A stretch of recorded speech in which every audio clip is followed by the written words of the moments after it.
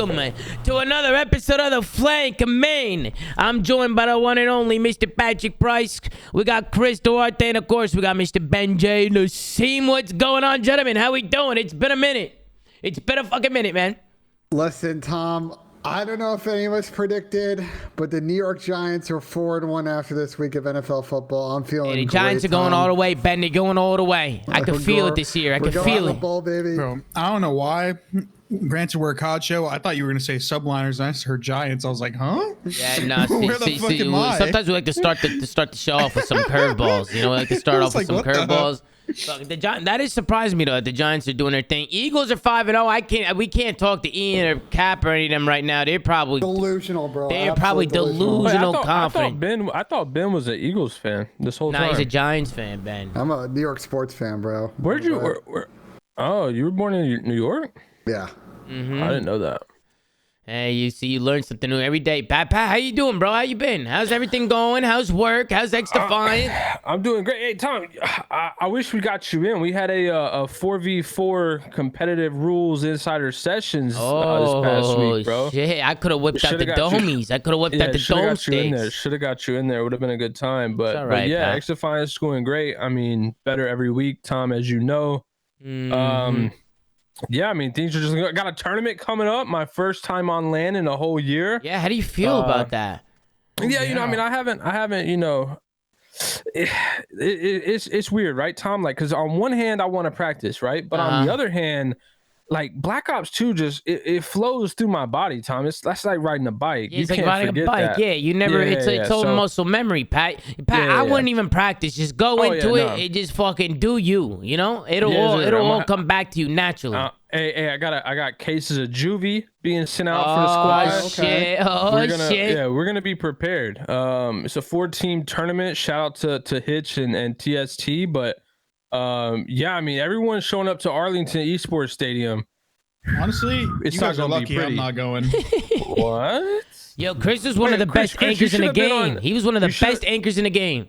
He should be with Imbos. He should be with Imbos and Killa. That should be your squad. I was supposed to play with him. That's who I was supposed to play with. I was supposed to play with Imbos and Killa. You guys should all I didn't get invited, but it's all good because I'm moving, so I'll be watching. Literally, sitting there watching. No, you guys are lucky. You guys are lucky. I couldn't go, Pat, because if I would have played with Bows and Killer, forget it. You guys would have been done. Wait, Tom was nasty at BO2. That's the game. Yeah, it was the game with Chris Gatsby. That's where Chris got. Yo, Chris used to Gatsby. Chris is the only one who Gatsby. I would have ran him.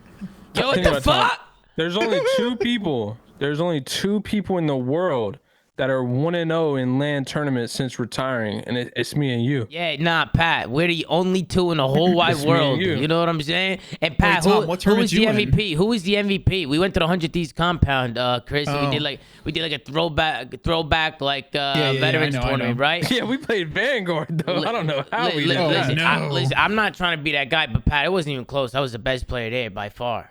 Yeah, you were frying. You MVP. You were my #1 draft pick, Tom. You were, you saw that. And I wasn't getting picked, Pat.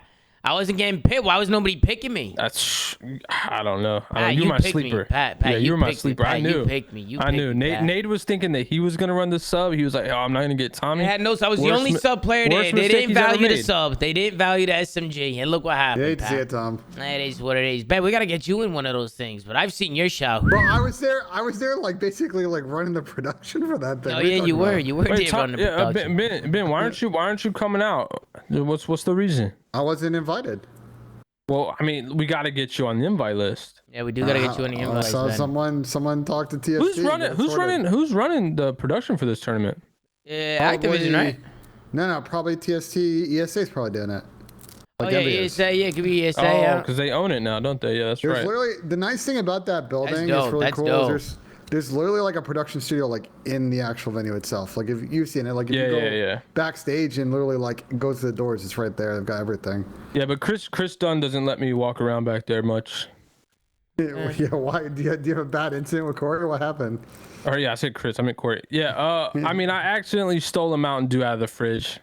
I didn't know. I didn't listen. That was like it was a few years ago. I forgot what I was there for. I didn't know it wasn't like like provided drinks. But I'm so used to like the MLG Pro lounges where like all the drinks are just like in the fridge, right?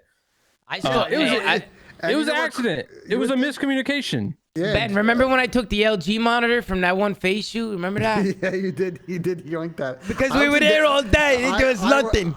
I wasn't there for this, but I heard the story afterwards from you. I said, listen, I might need to take this home. He said, nah, I think we got to keep. I said, listen, I've been here for the last 12 hours filming without getting paid. Let me take the monitor. Come on. They were like, all right, we'll think about it. And then I just took it anyway. They never said nothing bad. Wait, that's what. Did you ever see what Krim said when he took like the only 360 hertz monitor that Envy had? Yeah. and Envy was like merging with OpTic and getting Seth. And they were calling Porter trying to get it back. And Porter was like, I'm not giving it back to him so he can just give it to Seth.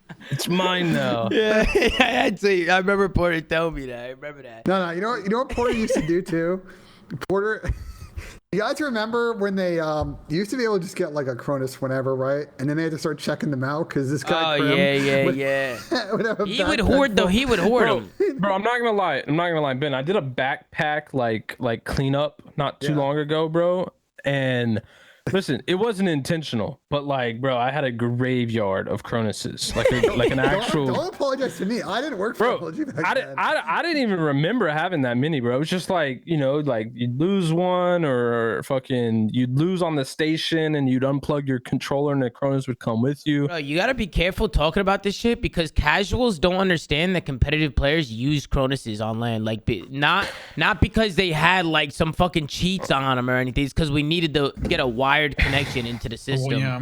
So the it was the only way we didn't have the fucking Bluetooth lag. Right, my controller would shoot for itself. So they would give us Cronuses, like MLG Cronuses with like, and obviously they had them downloaded, right? But like, I just remember there was a picture of me with a Cronus and it was like, it went viral on some like random fucking page or some shit of like a pro player using a Cronus, and like it was just a bunch of casuals that were confused as fuck. And speaking about LAN and stuff like that, so that Call of Duty Black Ops 2 LAN that TST is hosting is the first Black Ops 2 tournament since back in the days to be hosted with a crowd. So for those of you guys in the Dallas area or somewhere around Texas, go show some love to TST and go pull up to that tournament. I wonder if they won the last one, right? You know who won the last one, right? Who won the last one, Pat? Who won the last one? Me, baby, out in Paris. Won the ESWC World Cup, baby. You're different, Pat. You're fucking different, bro. Yo, I don't know if there's anybody in the chat right now that is from Paris, but bro, the Paris crowds actually go crazy. They go crazy. Bro. Anything overseas, I swear to God, no matter where you are, they're going nuts. Bro, I'm telling you though, like to this day, like I know we had that one Paris event in 2017. Doesn't do it justice. The actual like ESWC when we had like the setup in the actual full convention, where the ESWC crowd was crazier than any London crowd. That's a fact. I remember. Those crowds are crazy. I don't know. That London crowd was pretty insane too. I'm not gonna lie. The one in London. You know crowd was actually really good this year. I would say like a lot of the events this year were pretty good outside of Champs, which I think was a little more of a casual crowd. Then the building for New York. Tom, we were there on Sunday for Major 4 was that might have been New York building was one of the crazy. loudest venues I've been in for esports. Like those fans were going nuts. Nah, they were. I think the venue went into that too though. Like the venue in New York was really nice. Like the stage and everything. Well, I forgot what it was called. King's Theater or some shit. The King's Theater is good. I would say there are better spots, but like the ambiance in that venue was really good. No, there's definitely better spots in the city. Now they gotta elevate now, Ben. They gotta elevate. They gotta get a better spot now for this season. Because they're hosting a major this year, right? New York's hosting one. So, listen, let's get into the fucking tier list. Today's episode, we're hopping into the tier list. We're going to go through each roster. I think there was, like a couple rosters that haven't been announced? Or one roster? What, is it just the London roster that hasn't, like, officially been announced? At this point, London is, I think, the only team that hasn't announced. But as far as we've all heard, I don't think anything's changing from what was reported by Jacob Hale a couple weeks ago. The parent company sold to the massive Spanish streamer, though. Yeah, right? that's an interesting development. So It's sold to a company, and the company is super involved with the massive entertainer and streamer iBuy. If you guys have heard of him, he's super big, obviously, and a lot of non-English, Spanish-speaking fans. And he did a whole press conference, and obviously they're across a lot of different esports, but there were questions about what's going to go on with their Activision unit. He basically said, via translation, that for now they're staying kind of as is. I'm curious to see what happens. I know what's going to happen. Yeah, what do you think? Vamos! The Heretics are back, Ben. Bro, that would be fucking incredible. The Heretics, those guys are cracked. Are all those guys still playing? Metals and Sukri and... Yeah, I think so. I'm pretty sure they're still playing. A bunch of them are, yeah. I think Sukri just retired. But he retired. Journey, you're right. Journey still plays. Long live Metal Vamos, still plays, baby. and Lucky still plays, I believe. Long live, man. Oh, Long live. Lucky, yeah. I'd love to see some of them get back in there, though. That'd be cool. But listen, if we're talking about an event at that point, if we're not getting the Madrid event, I don't know what we're doing here. Yeah, Madrid event, holy. I mean, listen, you know me. I'm always talking to Eric Anderson over at FaZe, Ben, and this guy's always he travels a lot with the CS:GO team and shit, man. These fucking guys are all over the world, man. They're always in some place I don't even know. I've never even fucking heard of before. Which is like pretty cool. I hope one day COD gets to that point where we're literally traveling like the world, or like the players are traveling the world. That'd be pretty cool. But let's get into the fucking tier list. Let's do what we do. Who should we start off with first? Ladies and gentlemen, which one do we choose? Which one do we choose? Do we go alphabetical? How do you want to do this? Man, we could just go from let's we should go alphabetical. I see how this is ordered. Alphabetical makes this very interesting. We're gonna do it. We're gonna do it in my order. We're gonna do it in my order, Ben. I'm gonna. Okay, you're shuffling the order. We should just done it. We should have done it by champs placement. Also, while people are watching this video as we do this, because let's set the ground rules on this now. Obviously, we got S through D. If we order teams within the sub tiers, we're not like ranking the teams 1 through 12. At that point, might as well just do a 1 through 12 ranking. So when this stupid picture comes out of our fucking rankings and people are like, why do you have this team over this team in the same tier? Just know we're putting them all in the same tier together. We should do it by champs placement. Just because it would basically see like if teams improve or from their plant. Champs placement. This order is good actually. I like what you're doing here, Tom. You're mixing it up in terms of I'm shuffling the cards. Okay, that works too. I like this is good. Let's start. Boom. I'm just gonna fire them off. Let's start with Toronto Ultra. We got Insight, Scrappy, Kleenex, and Standy. Pat, I'm gonna let you kick this one off because I feel like you're a Toronto Ultra stan, man. I feel like you love Toronto Ultra. Did he fall asleep? Nah, real quick, I was thinking, you passed out. Hold on. Yo, chat, I couldn't find it. If you have the clip, remember like 2 months ago, or maybe it was a little bit shorter than that, I asked you guys to clip my 1 through 12 exact rankings. You guys remember that, chat? If someone clipped that, can you tweet that to me right now? Just in case. I remember. Yep, I did remember.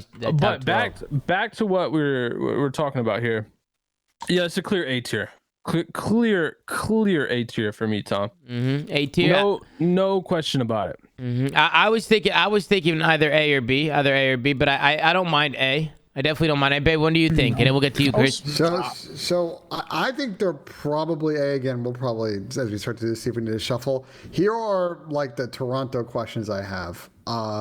Question 1, who's actually coaching this team? Because Marky B's now in LAG. I think they haven't announced their head coach yet, so that's a. I think they're still running their finances, Ben, to see if they can find $1 million in their budget. But if it's not me, I'm not sure. I don't know who their backup is. So that's question 1, and then my other big question with Toronto, that I have, because I think Scrappy's going to come in and play well. And I think we know what Insight brings. And it seems like there was some off-season business stuff with Insight. So we'll keep our eyes peeled on that and his contract situation. I'm not entirely convinced like the Standy Kleenex duo is the most consistent duo out there. Ceiling very good. But they're both coming off of down-ish years. And so we need to see them step it up. I think this team's gonna be very good. But those are two big questions I have that determines whether or not this team's just gonna be like a Saturday we're top 6 type team, or they're gonna be making some deep Sunday runs and really competing with some of the bigger dogs. I feel like Kleenex did his thing this year. I think Eli was the one who, I think Standy was the one who struggled this year by his standards, right? I don't think Standy had the year he wanted. So I definitely think a lot of eyes are going to be on Standy with this roster. And I know Standy and Kleenex are also two very different play styles. I feel like Kleenex is going to be that going first, like aggressive, that cracked out play style. I thought he had a great year this year. I thought Kleenex played good this year. I just don't know though, Tom. Watching this year, and again, the Minnesota team is all sorts of messed up and respawned. What up, Tony? What's good, Tony? We got today's 8-game methods on the flank, ladies and gentlemen. Get a winning in the chat. What's up, beauties? How we doing? We're Ben's doing talking good. here. Let Ben get his point off. Go ahead, Ben. Just to finish my point on Standy.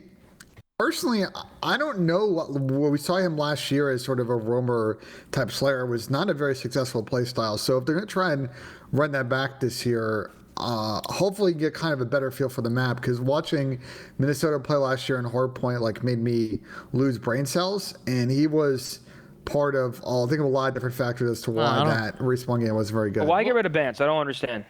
Yeah, I'm not sure why they got rid of Bance. I'm not sure. Maybe he wanted out. Like, I don't know exactly how it went down. But if you're gonna do like Scrappy for Cammy, I can see it, right? Like Scrappy goes off, like, you know, let's give this young guy a shot. Obviously, like the kid's gross.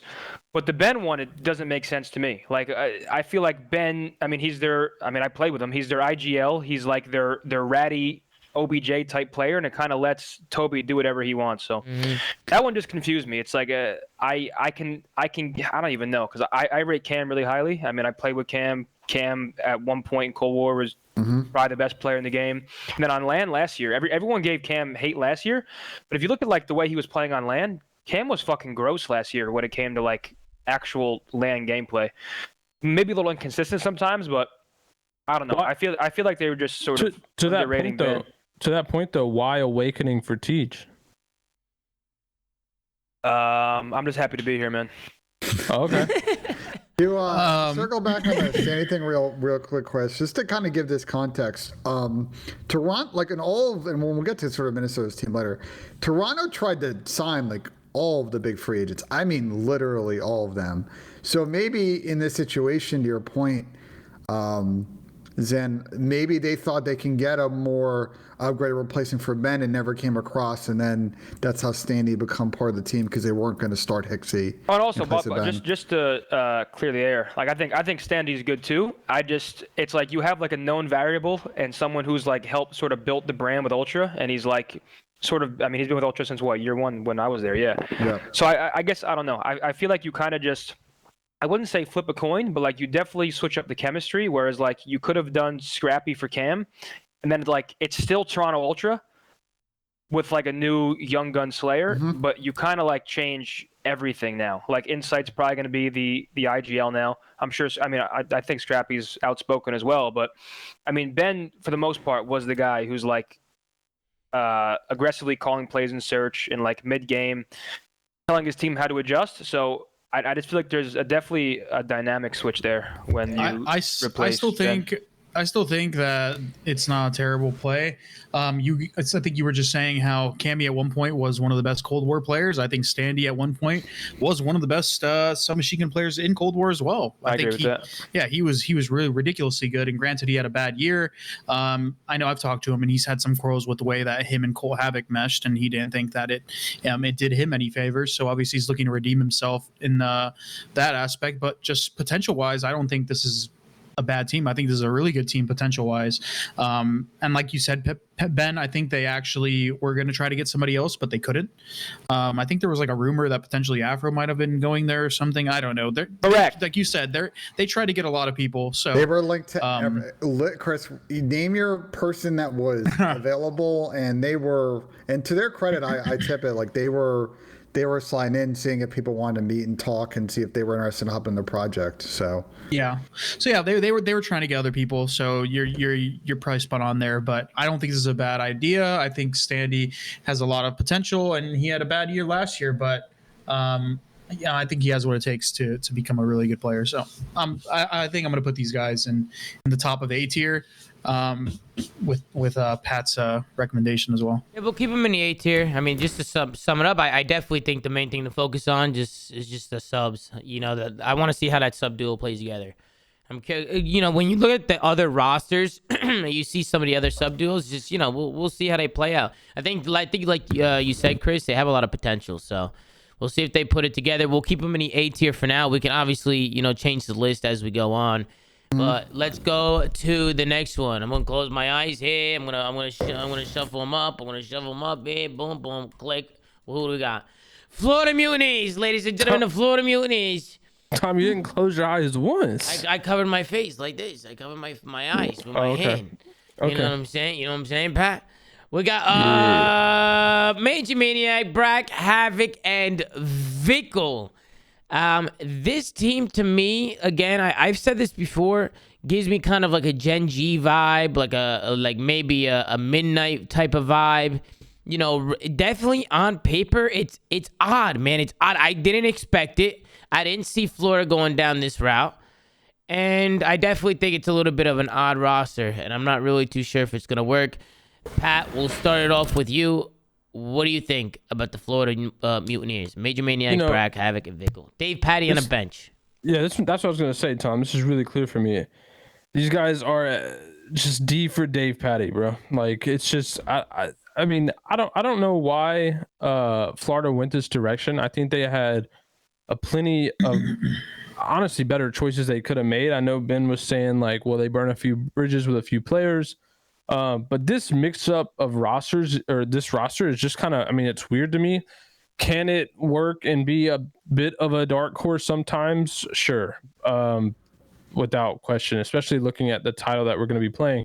But yeah, I just don't think this team has any star power. I don't think they're good at any one game mode. Maybe they could be like an S&D that's a good search team, but dude, it's a really good search team. Here's the thing though, at some point in the game, like, you're underrating Brack as well. Brack's actually a good slayer. Yo, is Zinni a member of the flank? Because this guy abandoned the city for months and just showed back up. I mean, but anyway, I can fuck off. No, I like Tony. Anyway, he's good. Tony, I like when you're on the show. It's a pleasure having you. I think eventually, like, yeah, they might start off as like the grindy S&D team, but like teams are gonna catch up to these guys super quick. To me, there's nothing that they're gonna do that would just be better than any other team in the league. Even at S&D, I think, yeah, like that would be their strong point. But I mean, we kind of see how a lot of these players play, and it's kind of that like risky 50-50 style. We talked about Havoc last year, and like some of the shit he did online in S&D just clearly doesn't work when you go to LAN. Like some of those just like 50-50 flank, run down the middle of the map plays, like you can pull those off once or twice in a game, but that's not a consistent play style that's going to get you a win. And I just feel like that's the kind of style that this team would incorporate, just that like weird, different play. And yeah, I mean, I think a good team is going to read that like a book and catch on very quickly. So I'm not going to say that they're like unreal, but like I think based on the game we're playing, having played like the beta and a little bit behind the scenes, this is a completely different game than the past few years, even different than MW 2019. Like the slide cancel is no longer really going to be a thing. So you have like an inherently slower game. You have a somewhat slower roster, and Colt Havoc is a rat, dude. So if you have like, if the game is played in a way where it's like corners and it's not just like face bash hills, I feel like you actually have like a decent team. I don't know much about Vickle. I heard he was like a top challenger, but if the game is slower, also Brack was actually gross in, what was it, Black Ops 4 on Gen G, I think it was? Yeah, he was good. Like Carson's really good at getting kills. Major's a good search player. I don't know. I would say Dark Horse team. Obviously, like they didn't stack their roster with fucking FaZe level talent, but he was on LG. I think D's a little harsh. I'm thinking C. I don't think there's a team. I don't think there's a single team you could put in D. Looking at the rosters. Whoa! Holy, my fucking mic, dude. If these guys are so good, Tony, how come you didn't pick any of them up? I'm just happy to be here, man. Oh, okay. I'm happy to be on a roster. You understand? Right. I'm talking about, Tony. See, the problem, Tony, is I do understand that, and I think that's influencing your reaction here, right? Like you're really happy to be on a roster. You want to be happy to be on a roster next year in case anything goes wrong. So you're trying to keep it even kill. And you're not being fully honest. And you're not being fully honest with your opinion here. I just don't think that you believe these guys are gonna be anything special this year. I think C is fair. I'm not saying special, but I feel like they're like a good dark horse team. That's what the D category is for. I think at the beginning of the roster mania, I thought Florida was fucked and they weren't even going to be able to put together a fucking coherent roster of literally anyone. And they ended up, I think, proving me wrong here.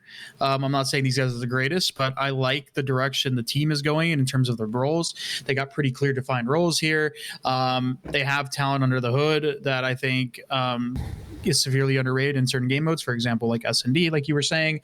And I get the same vibe with Tom with the whole like Gen G, like midnight gaming, like at the beginning of like BO4 like type of vibe. I think I don't think they're going to be the greatest team, but I was going to put them in C personally, Chris. Yeah, I was going to put them in C as well. But we're calling them dark horses. Like the D is literally D for dark horse, bro. Well, so hold on. Put them in the right category. Me and Tom have them at C. You have them at D.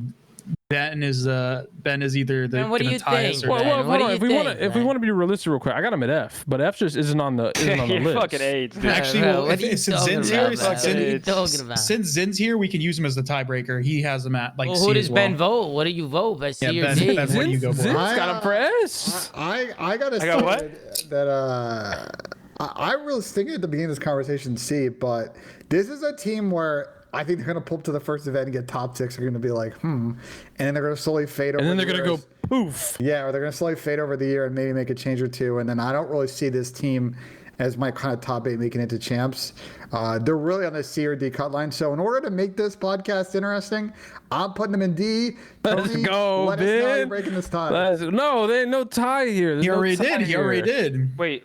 So we have 2C, bro, 2D? Ben 2C, 2D. Bro, Yeah, bro, you said C. Bro, listen. Tony has a clear bias. Tony has a clear bias. Oh, no, I don't. They didn't want me anyway. They didn't want me. We'll get a chat poll. We'll get a chat poll. We'll hit it with the chat poll. Break it with a chat poll for sure. Because Tony has got a clear bias here. It's called career protection. It really isn't, dude. Listen, I'll tell you right now. If they bench me, I'm beating the drums with Hitch, dude. I mean, I'll be fucking screaming on that stage. Okay, wow. Well, D is smoking C. It's blowing it out of the water. Hey, Ben, we're never wrong, baby. Blowing it out of the water. Let's Let's send the floor. Well, they're already there. Let's keep them in the D tier right there, and we'll move on to the next one, man. Let's shuffle them up. Let's see what we got. Boom. We got OpTic Texas. She's making a little comeback, bro. Ogre 2 is buying votes. No way. Is C actually making a comeback? Nah, it's over now. It's over. D1. All right, OpTic Texas. What do you guys want to do with them? You want to put them in the S or the A? I'm thinking A tier personally. Listen, what do you guys think? I'm going to be real quick with this. I'm thinking top of A. I'm thinking top of A here. This is what I'm thinking. I'll be real quick with this. No team who tries to drop 2 players has a monumental internal breakdown, goes on social media, pretends it was a troll, comes back all good. One of their teammates don't even tweet for months. We have no idea what this team looks like internally right now. Sure, they have the talent. We've seen that. Didn't play out last year that much. This is not an S tier team, guys. There's just no shot we're putting them in S tier to start the year. Listen, I called last year when you guys were all against me putting OpTic in S tier last year. That was different. It was very clear they were an S tier team. They had no issues like they have now. But you just can't look past the fact that something went wrong in this offseason, and until we see that they can regroup from that and put it together, this is not an S tier team. Period. So you think there is maybe a little internal problems going on over there? You think there might be a little beef, Pat? Listen, I don't think, and honestly, none of the COD players that I've ever seen are mature enough to just like drop it like nothing happened. But look at the other side though. Like it could just make everyone want to work harder though. No, it's like shit. Like, oh fuck. Like we almost broke up. nobody really wants put to our lose their heads down. spot. But that's, nobody wants to lose their that's spot. not, bro. Dashi wasn't getting dropped because he sucked and they almost broke up. Like that guy's literally like one of the best players in the league. I'm just saying, like that wake up call for all of them, even the players that were going to stay, could be like, damn, like we like playing together. Everybody, like most players, at the end of the day, being on OpTic, so you got to think like some of them wanted to pack a punch. They thought they could pack a punch and get away with it. Like you wonder what the thing that stands out to me, Tony. If your teammates are next to you and trying to pack a punch, right? Even though that you're on the roster at the moment, they're in the back of my mind. They're like, damn, like, we could get somebody better. I mean, legitimately, you're talking to someone who was legitimately happening. So, I'm also been around enough to know, like, I'm not going to be weird. I'm not going to. But I think it's still going to affect these guys going forward this year. I don't know if it's going to affect them as much as you think, but I mean, it's bro. They probably. Bro, champs went to shit. They got into a huge argument, maybe some emotions flared out. They made a decision. They regretted it. They pulled it back, and they probably talked about it. And they're just going into it on a clean slate. And as soon as they get Neslo'd by Florida at the first event, bro, it's all coming back. Well, the main concern is they have to start really hot. They have to start hot. I don't think starting slow would help. Top of A for now is good though. Like top of A tier is. They're just not an S tier team right now.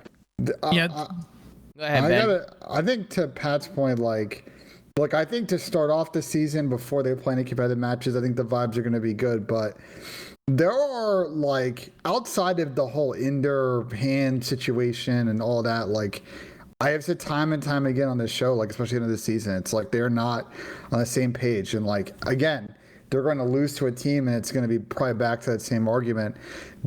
To me, are we making these power rankings like where they're going to be at the end of the season, or this like right now? Off season, right now. Speculation. Preseason. Yeah, if we had like an A+, like no,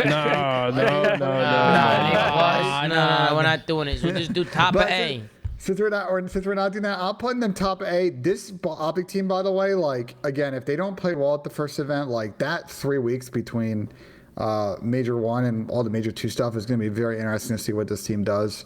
Because I do not think that they have a long leash on this team. Like if they struggle early, they are pulling the plug and they are getting those honeymoon vibes. You brought up Ender's thumb. Do we even know where the Ender's thumb's at? You realize, hold on, in season, Ben, who are they going to pull the plug for? All of the quote unquote, actually, I mean, there are top challengers players, but I find it hard to believe OpTic is going to go dip into challengers if they make a change. And who's going to trade for OpTic or sell a player to make them better? I'm not trying to predict what's going to happen in a few months. I'm just saying, like mid-season. Wait, do they have a sub? It's very hard for. But I have said, and I put out a video on this. The very like telling thing with OpTic is what they're going to do with their substitute spot. Why don't they just pick up like Gunless? I think the problem with Pierce. My question mark with Pierce is as good as he would be in that situation. I don't know if Pierce is like the right personality fit for that team. And also his last run-in with this group didn't exactly go particularly well in Modern Warfare. So I don't know if that relationship has been mended since then. It was mostly him and Envoy though, wasn't it? Wasn't it mostly him and Envoy? Envoy's not there no more. They didn't sell him though. Like, yeah, that there was some beef there, but they also didn't let him move on that year. So like, if they can go that bridge, Pierce is an easy plug-in. Like, he's going to be good off the break. Like, he'll give you probably a little bit more from a ceiling perspective than maybe some challengers players. But again, we're going to be really curious to see what OpTic does with their subs. I think that will tell a little bit about how they feel about the long-term prospects of their squad. Bro, chat is hilarious. We're talking about Damon? Dude, hold on. Did y'all play the same beta that I played? Hold on. Listen. Did y'all chat play the same beta? Say something, man. I have real quick. It's actually comedy, dude. Because Pat, you mentioned chat. I have someone in my chat who said Zin is spitting. He went in the flank chat and said Zin low-key dick riding, dude. Same person. Same person. He was in my chat. He said Zin spitting, and he went in the flank chat and said low-key dick riding, dude. Well, let's get back on track here. God damn, can I say something, man? Chris, what do you think about the I personally think top of A is a perfect place for him. I will say A with the S tier potential. As we saw last season, they had some stints where they were really good, at least online, and they ended up placing third? Was it third at champs? right? Something like that. Ooh, Was it third, fourth? What did OpTic place the champs? I don't remember. I only remember first, which is LAD. Fourth. Okay, that's not bad. Okay, either way. Top 4. Not bad. What I was gonna say was, like I said, A team, top of A, S tier potential. But the thing that stands out to me is whenever they were making that roster swap, wasn't it? It was a shock to not only us, but I actually think the players that were getting dropped at the time had no fucking idea. They just kind of happened. Those guys found out on Twitter, bro. That's what I'm saying, right? Dashy and Dashy and Illy had no idea they were getting let go. Right? Somebody in the in-game Valorant chat went, "Yo, Dashy, you see that your team's looking for somebody?" Yeah, exactly. That's so here's crazy. the thing. Here's the thing. Nobody knew. They didn't fucking know. Is that a fact that they didn't know? They said that? There's no way. Let me. There's no fucking way. They had like no idea. All I want you guys to do is consider the following events and draw your own conclusions from this. Shotzi was a free agent in the offseason. We've talked about there was some contact between him and FaZe. Then all of a sudden these moves happen on OpTic. They're reversed, and now we're here. I think my logical conclusion from putting all that together is Anna has always been the kind of guy to make very quick move DVDs. He's got to drop his friends in order to build winning teams. I think that's a huge kind of thing that he's driving towards. And yeah, I think that kind of explains all that and explains why they may very quickly make moves on this team. I got wasn't Scump on like vacation or something? Listen, bro, either way, my point being is A team right now, just because of the talent, you know, how they placed this last year. S tier potential because we all have seen them at the top of their game. They're a pretty good team. But if something goes wrong, I think they're just fucked. Like in terms of like what they're gonna have, their options they're gonna have. Yeah, they're OpTic and they can pull together, you know, large sums of cash and do what they want and try to entice players to move. But I think I'm with Zinni here. How he says a lot of these higher tier players are going to be tied up, and it's going to be tough to make moves. Right? It's not just going to be an exception because it's OpTic. I don't know. I just think they're at a weird position, and I simply just cannot justify putting them in S because I know there's some people out there that are like, yeah, OpTic S tier. I can't justify them being an S because the teams that are in my head for S, they currently don't compare to, like at all. But I can put them at the top of A, respectfully, just based on, you know, what they've been able to do last year. Top of A for now. For now, yeah. But this is preseason. But we still got we still got hella teams coming up. Oh, you think there's people ahead of them? Okay. You think we'll be knocking Ben, people up and knocking people down? Ben is loving the Twitch chat right now. Ben, read what you just said out loud.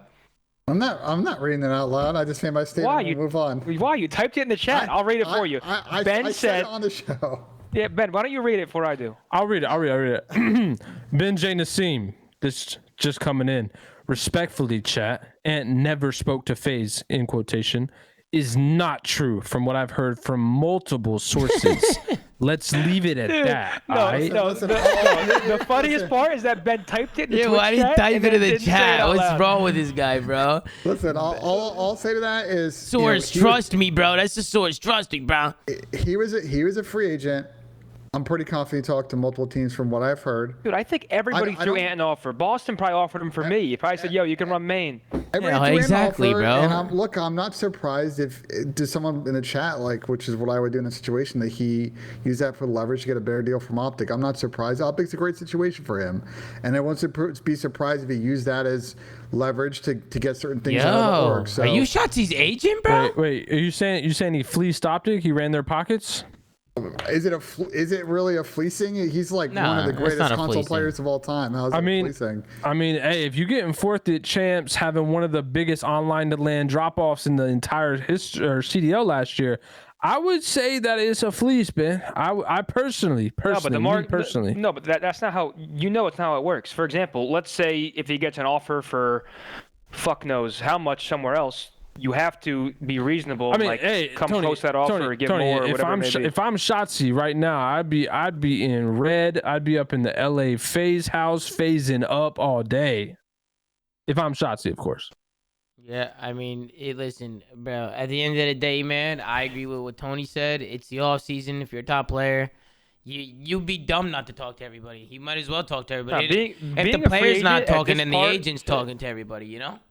Yeah, no. At this point, being an unrestricted free agent and having high stock is like the craziest thing. Because if you get multiple offers, I mean, if a team wants you, they're gonna spend the extra money, and like it's actually getting fucking crazy. Yeah, nobody finessed as much as Pat did when he was on LAG, bro. Nobody finessed like that, because that was next level finesse, Pat. I'm not What gonna are you, lie. Darth Vader, Ben? What the fuck happened?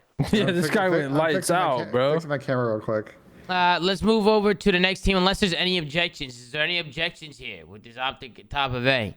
Going once, going twice, going three times. Let's move over to the next team. Let's swipe it around. Let's go with, boom, the Seattle Surge. This team is very, very interesting to me. I feel like they're really talented. I feel like consistency is going to be their number one thing. I'm thinking somewhere in A. I'm thinking maybe mid-A, mid-pack A. What do you guys think? We'll start with you, Ben. You kick this one off. Jesus Christ, your lamp is bright. I'm about to fix my camera. Holy real quick, shit. While, Getting flashbang. while I do that, Seattle's an interesting team to me. I think we should put them at an A for respect. They had a really good top 3 run of champs. Pred was like absolutely final. But if I have a team that I think is like a pure regression candidate this season to really fade to the pack, it might be this team. So I think putting them any lower than A is disrespect. I'm sure Pat probably doesn't fucking agree, and we'll get there. I think they are definitely still good enough to be around on Sundays, getting top 3s, maybe winning events, et cetera, et cetera. Pat, you have the floor. What do you think? So thinking about the game that I played, the Modern Warfare 2 beta, Jesus. I personally just don't know if this game is gonna fit this team's strength. And when I say this team, I'm just talking about Pred. I don't know if the play style of how like a submachine gun flying. I mean, we don't know the rules yet. We don't know what's going to get GA'd. Pred's play style is going to be better in a game like this, better. Yeah, he's not a slider. He's not a slider, but he plays super duper fast, like in terms of like hitting corners.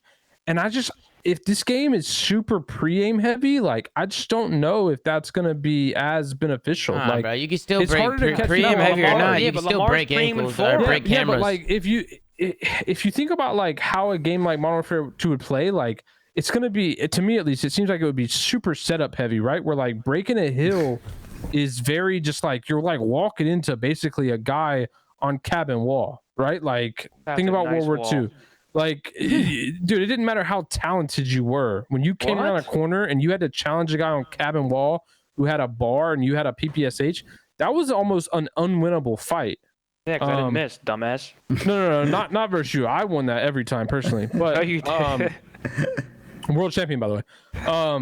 And so, yeah, until I can see this game play out, I'm not really sure how this particular team is going to do.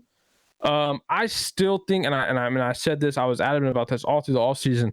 I think this team had the opportunity to pack a punch, and I think they were a little bit blinded by the top 3 run they had at champs. I think Pred played out of his mind there. Probably one of, if not the best players in the venue that entire weekend. But I think that performance blinded them from making a roster change, which I think, to Ben's point, could have kind of eliminated that potential fear of them regressing this year. This team was super inconsistent all year last year. Like there was not one event where you could go and like you knew what you were going to get out of them. They were literally up, down, literally from the bottom to the top, like back-to-back events repeatedly. And so, yeah, I think this team missed out on a big opportunity to upgrade. And depending on how this game plays, I don't know. They're a real toss-up for me. I think given how much they turned around in the end of the year, winning an event, getting third at champs, you got to give them the A tier. But for me, it's the end of the A tier. Chris, what do you think, man? Where do you have them? I'm definitely thinking A tier. I'm not really too sure if I want to go mid pack or at the end here. I'm personally thinking mid pack. I like the Seattle Surge roster. I'm happy that they stuck together. Chris. Yeah, your mic's muted, Chris. Oh, see, this is what happens when I keep being told to mute my mic. I keep forgetting. My bad. So I put them at the middle of A with you, Tom.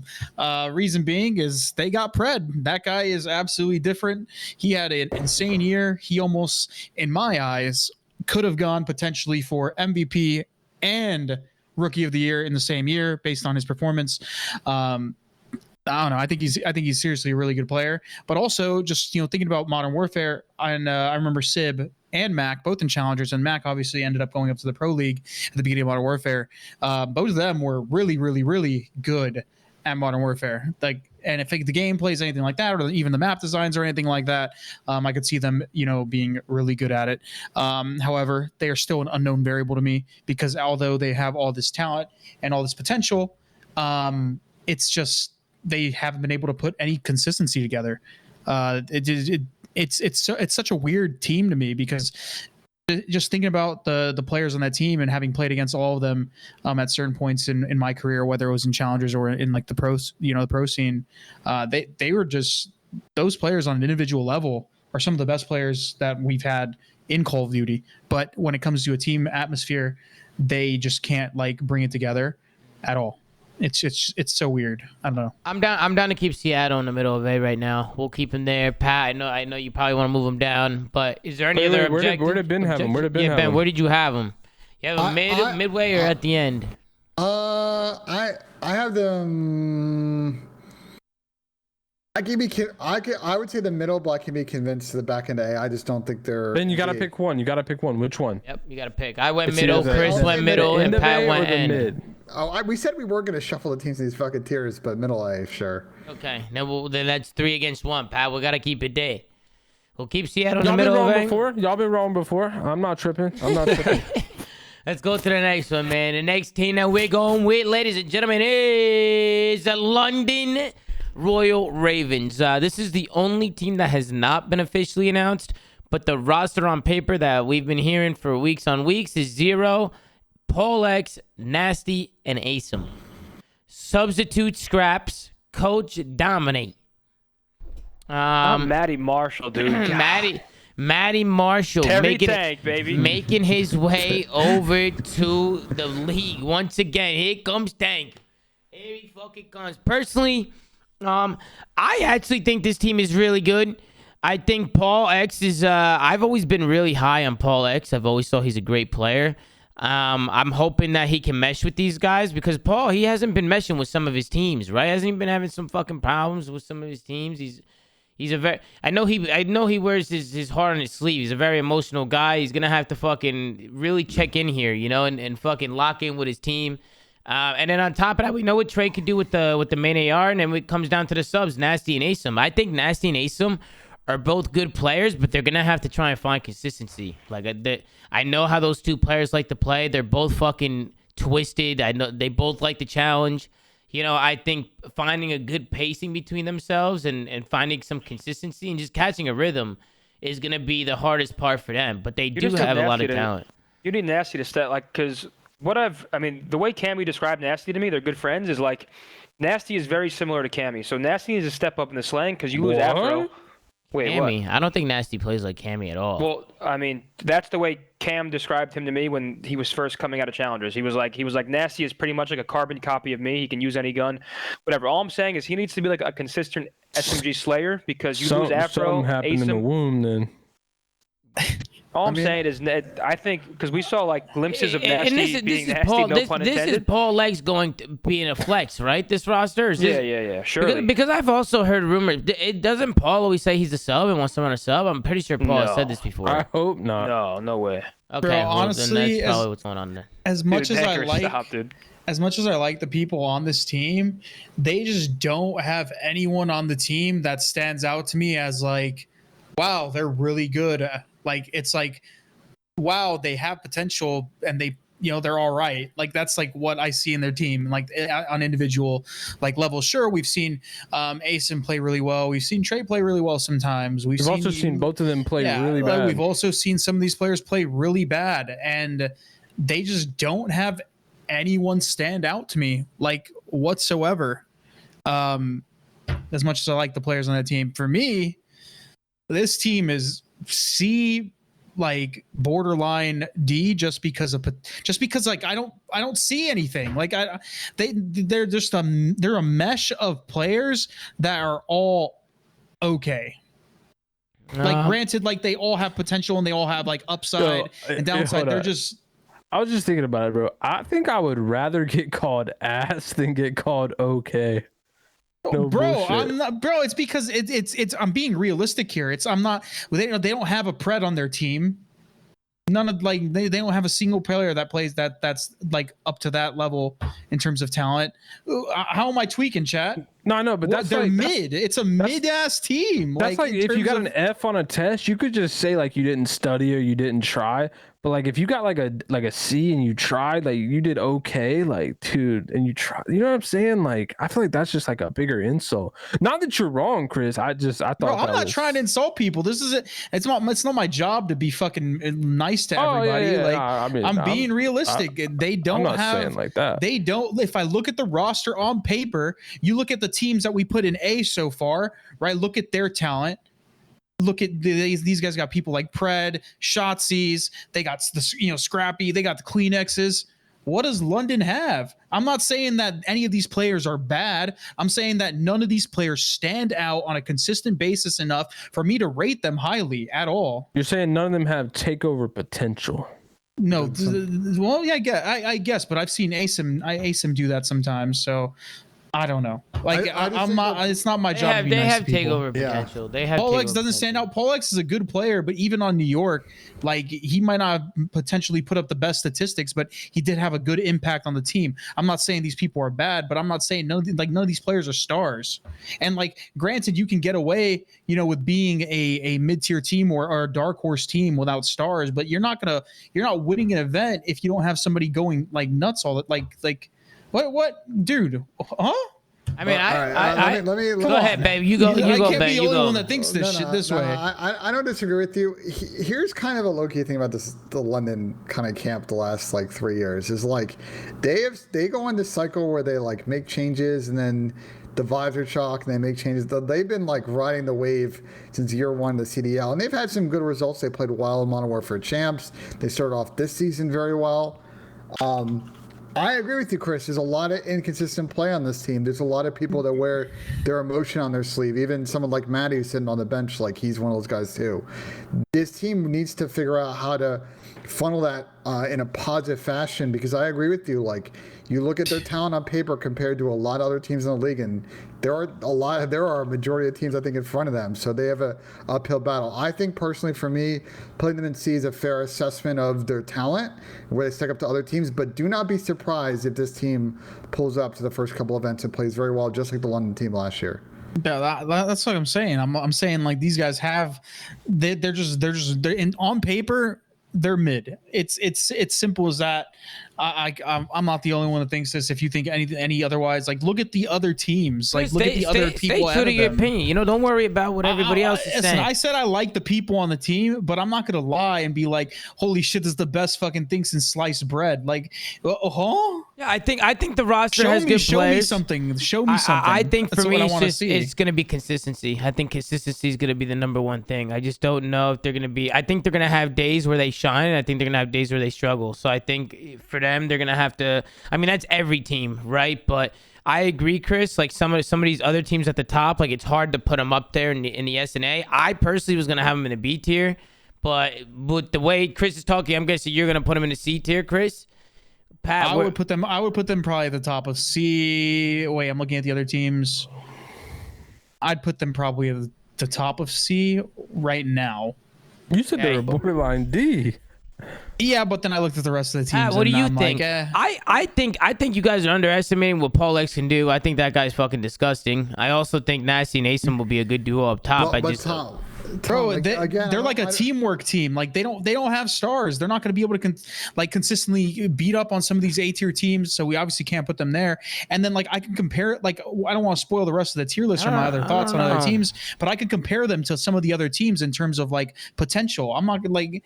I don't think they're. What do you think, Pat? They're B. As year one Guest of the year, Zinni once came on the show, said, there's not a lot of spots in the league. There's only 12 teams. I think Chris is right. We're not saying that, Tom, to your point, like, we're not saying that the players on this team are bad. Bro, sorry, Jesus, I'm having a fucking stroke. Yeah. A C tier team can beat an A tier team or even an S tier team on any given day. It's just the game we play. Maybe not consistently, but it's especially like beginning of the year, like first half of the year. All these teams are competitive, and then you'll see a gap sort of form at some point. But like, I'll use my team for an example. You guys are going to put Thieves at S tier. I don't know where you're going to put my team. We lost 5-6 against them. Hold up. Don't go there. My point is this. You're going to put Thieves in S tier. You're obviously not going to put us in the S or A tier.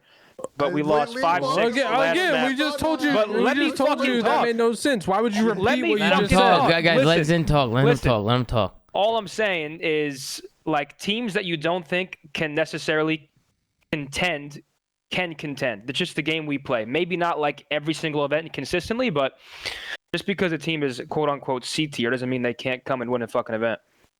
But yeah, no shit. We had LAG win an event last year. The problem is most of the time the teams that are like C tier, when they play against an S tier team, they usually like go game 5, round 11, winners round 1 at champs and lose. That's usually what happens. Like the S tier team usually comes out on top. Okay, so do you guys think C tier is the best place to put them? 0. Yes. Looking at the tier list. Like it's almost like there's gonna be like one team in like B tier or like there's too many tiers. Do you think so? There's multiple teams in B, but we'll get there. Okay. At least in my opinion. All right. All right. Let's move over to the next one. Real quick.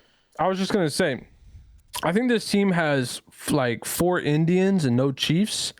I don't really know who's gonna be leading this roster.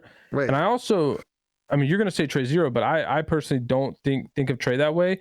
And also on top of that, I don't see this team having any consistency on LAN. I think all these players are up and down on LAN. Like, okay. First off, absolutely back and forth. First off, Trey, I think, is the unquote leader of this team. Asim's got that on paper, like but I don't see Trey as like an actual in-game leader. Never really have. Nasty's biggest mark last season is that he really struggled online, and when he got to LAN, his stats got way better. So I don't know if I necessarily agree the lights hit this London Royal Ravens team, and they didn't even know what venue they were in at almost every event last year. I know only the first event, so I don't. I mean, dude, look, their bracket. Look, I'm not going to go into brackets, bro. It's the CDL format, but listen, at the end of the day, I just don't think these players are consistent. I think all 4 of them are good, but I don't think all 4 of them are consistent. And I think that's the biggest issue on this team. Let's move on.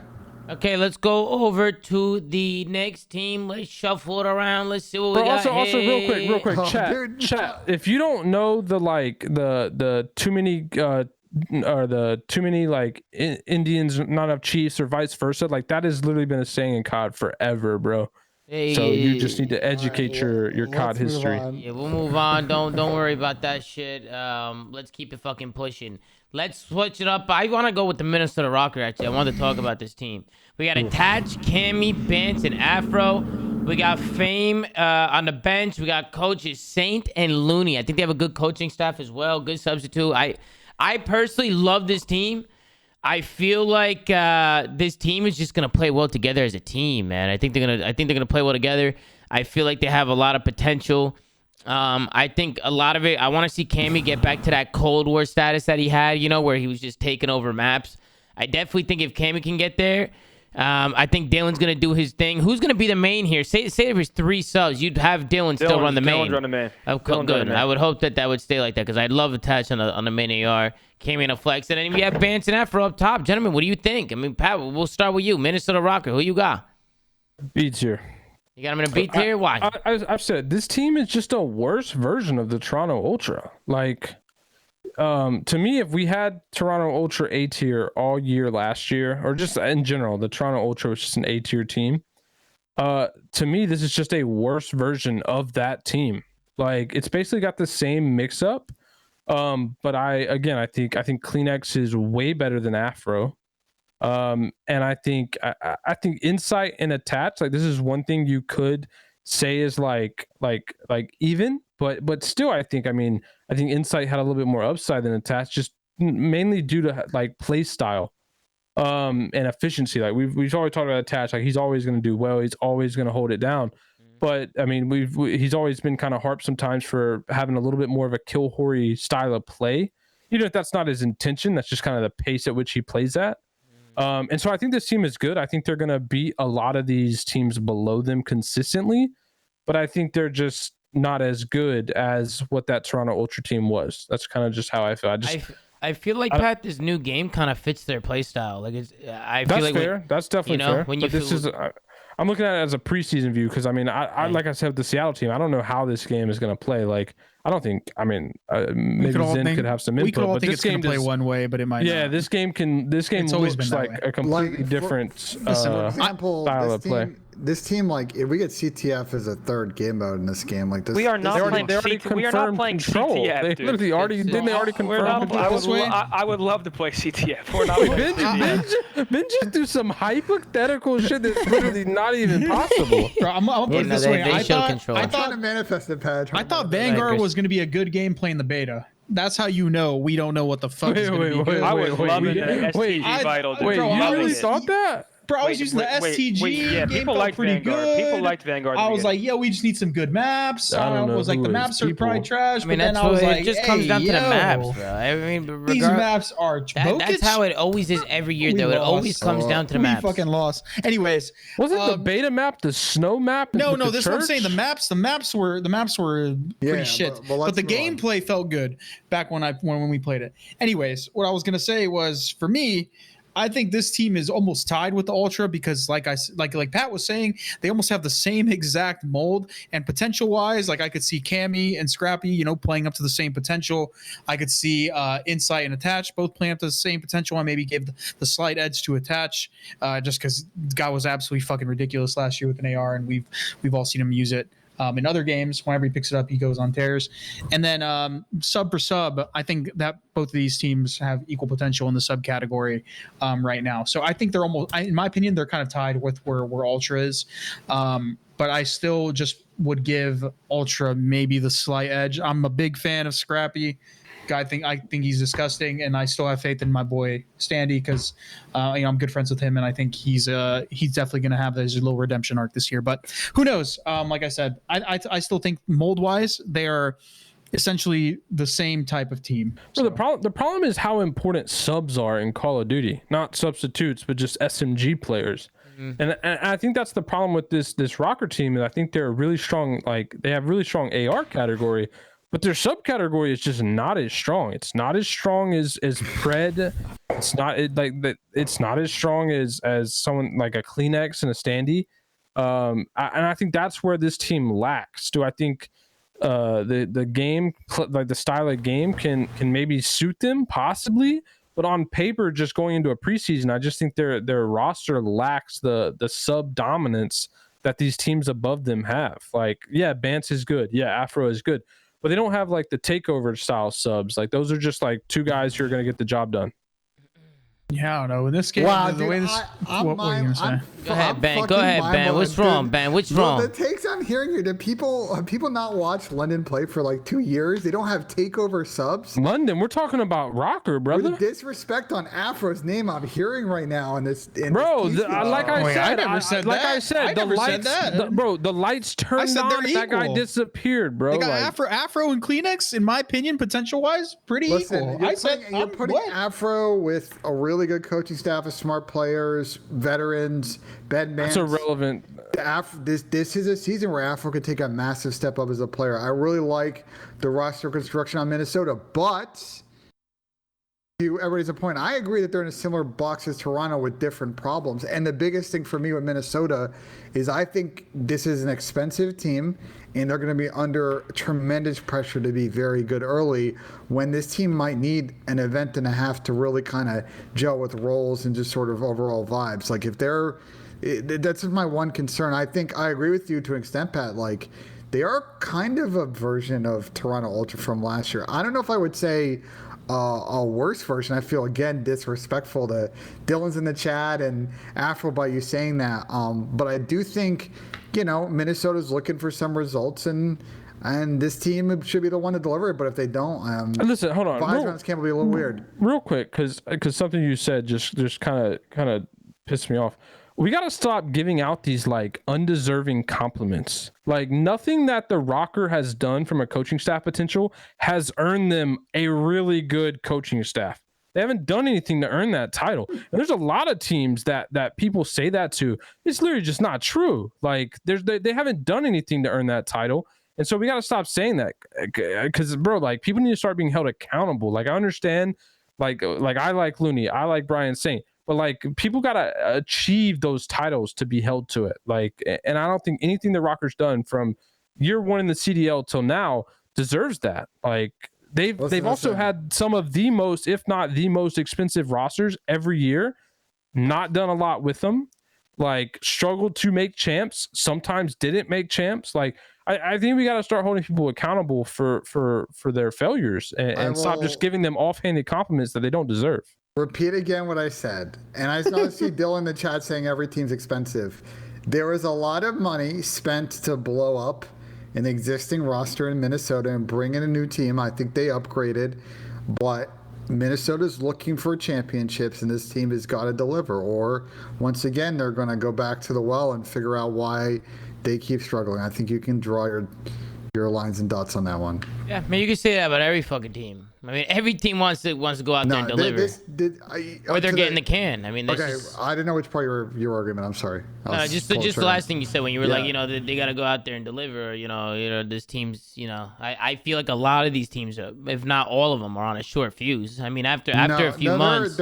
I don't agree. I think a team like a team we've already done, like a Florida, even like a London, that's not a team I'm expecting to be going for chips in the first half of the season. Those are teams that, first off, have almost completely new rosters. Well, it depends on what they do, Ben. If they're not even competing in the beginning of the season, then they're going to be making changes. But they're not teams I'm expecting to be top 4 off the break. So to say that every team's expected to win off the break is a little unrealistic for me. Well, I'm not saying that. Did you think I was saying that? Because that's what I thought you were saying. I'm sorry. No. I'm just saying I could see a lot of, regardless of what you said before, any one of these teams could go out in the season and change in a month or two if they're getting shit on. We don't know how they're gonna play. New game, new whatever. I mean, you can see changes being made from any one of these teams. So obviously, if a team isn't performing, like people are gonna get the can. Like it is what it is. All I know is there's a pro-am early in the season. There's going to be a lot of eyes on amateur talent. So if any of these teams are struggling early on, some of these teams might use that opportunity to maybe sign some extra subs or maybe make some potential changes. Yeah. Listen, I think they're in a good spot where we got them. You want to? Yeah, I was gonna say I like them over here, but if anybody objects, I almost think they're tied know. with Ultra. Like it's almost like you either bring Ultra. I think that's unfair, though. I think that's honestly unfair. Why? I think the ROKKR has to prove they're tied with Ultra. I don't think they just get that off rip. Afro had an underperforming season. Like the ROKKR had an underperforming season. Afro had an underperforming season. Yes, bro. Afro was We got to stop gassing him as if he did something special last year on the Ravens. The only reason London could even come close to winning a series sometimes, bro. The guy was hella inconsistent. The lights hit on land and guy disappeared just like the rest of them. Just because he was the best player on a bad team does not give him any extra credit. Honestly, he got saved being pulled off that team and going to this roster. But to me, I mean, he still underperformed just like the rest of them.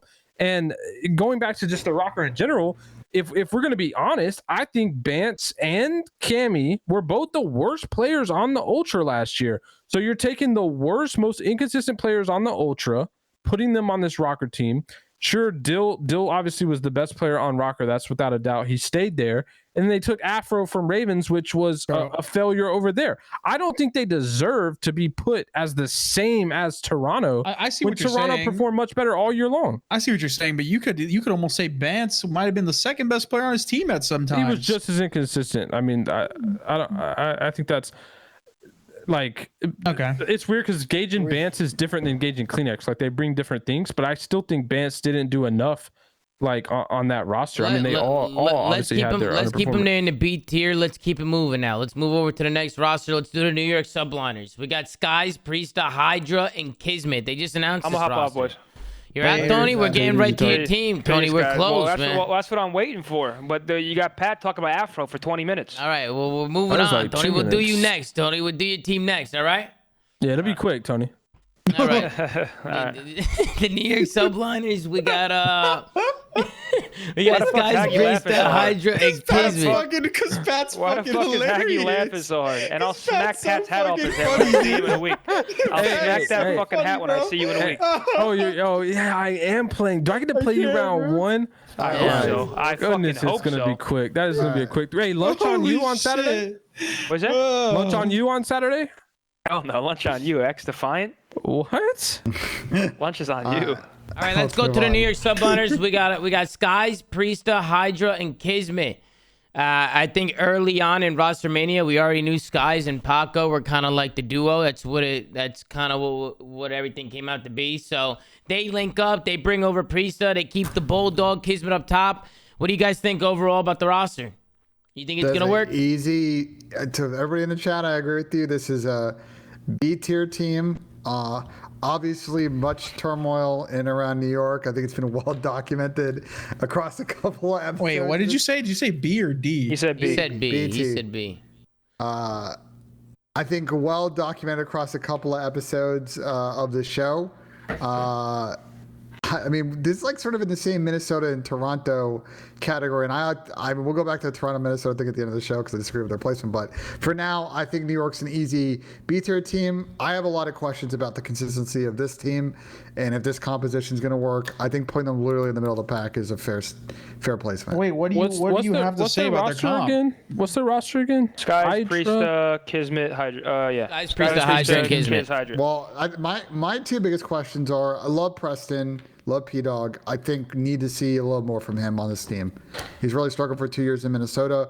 Hopefully, the scenery change kind of helps the performances. He's going to need to really bring it. And for me, and I've been pretty vocal about this, I think for a long time, Hydras now have gotten the bag. He had the close call with OpTic in this offseason. He's now the franchise guy. He's got to deliver as a franchise guy. And I'm not just talking about shooting your gun straight. Like, he's got to figure out. Don't start this again, man. He doesn't have to fucking be a poster child. It's not going to be like, oh shit, I have to tweet more. Oh, I'm going to be worst player. He's a good player. He's going to be fine. That's not at all what I'm saying. What I'm saying is this New York team for 2.5 years has had like negative vibes. They've gone from one backroom fucking drama incident to another. They need to build a winning culture and actually get somewhere. I agree Does it with mean that. that they're going to win chips this year? I don't know about it, but like, bro, that flank episode in July was, or August or whenever it was, like the last straw for me just with this team. It's like, bro, that needs to be the #1 priority this season. I don't care. Like, if they just miss out on a couple of chips, they need to end this season with the confidence that they're actually going to have, like, a winning squad. Because every single time for fucking 2.5 years, I'm just hearing about some bullshit behind the scenes with this New York team. Get it together. The squad's got the talent to do it. But for now, let's put them in the middle of the base. It's going to come down to their attitude. You know, like they need to have a good mindset going into it. And, you know, some of these players, man, like somebody's going to have to step up, especially vocally, Ben. I don't know if you agree.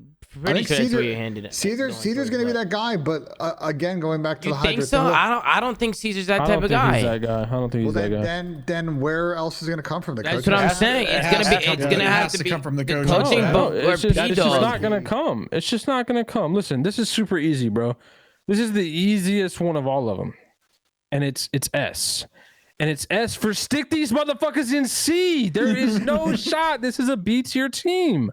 You want to put them in C? All right, above or under London? Where do you have them? I think you have to put them above. Probably above, yeah. Probably above. I would put them above for the simple fact that their individual skill as players carries them there. Because like I said, like you said, they just have no like leadership. Some of these people are gonna have to step up. They just have talent. They have talent upside. That's it. The vocab category, and their coaching staff is gonna have to do bits to get these guys working together as a team because they have the talent. I think Caesar's been a very underrated assault rifle player for a long time. Hydra's obviously disgusting. Kismet had a lot of upside last year, and unfortunately Preston has been very inconsistent. So I think he's their question mark, their weak link here. But yeah, they have no like they have no vocal presence and they're gonna have to find somebody to step up or have them all step up in that you know. You guys are talking about the coaches, and it's just you know, when you're playing the game, you need somebody in game to be vocal. Wait, they don't have their coach in game. We know that. I think they already announced it. No, it's Sender and D-Real. They announced it. Sender and D-Real. Okay. Right, but like, look at the roster. Who's gonna? That's Chris. That's what I'm saying. Who's gonna be that guy that's like leading the way in game? I think it's the Bulldog. I definitely don't think it's Skies. It's got to be the Bulldog. It might have to. It cannot be Priesta. You don't think it could be B-Dog, Pat? You don't think B-Dog could do it? Like, I feel like B-Dog can step up. I just don't know if he could do it consistently. No shot. I'm not gonna completely shit. I'm not gonna completely shit on the idea that, or like shit on the fact that people say they need IGLs and COD and stuff like that. I already said last year that they're definitely overrated to some degree. Some of these players need, or some of these teams need to just start stacking their teams with talent and roles that make sense, and letting these players develop into those type of people. Because, in my opinion, if you want to be the best player, if you want to win championships, you can't just rely on one fucking person to do that, right? You got to all step up. And when you have nobody, you know, at the forefront of your team, no quote unquote captain, you guys got to dig deep, and that's how you're going to find. Honestly, you're going to be the best versions of yourselves in that aspect. I honestly think this team is going to live and die by Priesta almost. Like, what form of Priesta will we get? Like, because I don't agree with that take. I think we haven't seen like the Preston that we saw, I don't know, 4 years ago, whenever that was. I feel like we've seen a very inconsistent version of him, and yeah, like maybe his teams can play a part in that, but I don't think we've seen Preston be as good as we could expect. And I think he's been honestly a letdown for me on a lot of his teams. I'm firing off 3 hot takes, Pat. Hot take number 1, I think Preston was getting set up for 2 years on Minnesota. Hot take number 2, I actually don't agree. Getting set up? That's an entire episode of a podcast, but for now we'll move on. The second thing is, we haven't talked about the Wardy situation. That is a weird one to me, because I don't even care about that. No, I would care about that, because him taking. I'm ranking the preseason roster. I'm ranking Priesta, Skies. I'm not ranking if they make a substitute in. That's irrelevant to me. That's not going to happen before the first event. I think you do have to think about the Wardy situation. Do you think they are making a substitute before the first event? They're pulling the Hydra situation again. It's 0% chance they make a roster move before the first event. Wardy was offered, from my understanding, from talking around the league, like Wardy was offered spots on teams that he could potentially have started day one in the CDL, and he turned that down. Good for him. So, good for him. They're not making a roster change before the first event. Why did he turn down starting positions? Tom, that to me, like I said, hot take. That's the question that I'm again. Even if it money? was like something like, if we suck, we'll make a roster change and start you. It's not happening before the first event. It's literally not happening before the first event. So let's rank this team with what we know and the 4 players that we know. Bro, how long do they have between the game launch and the first event? It's not like long. It's a few weeks, right? It's a few weeks. No.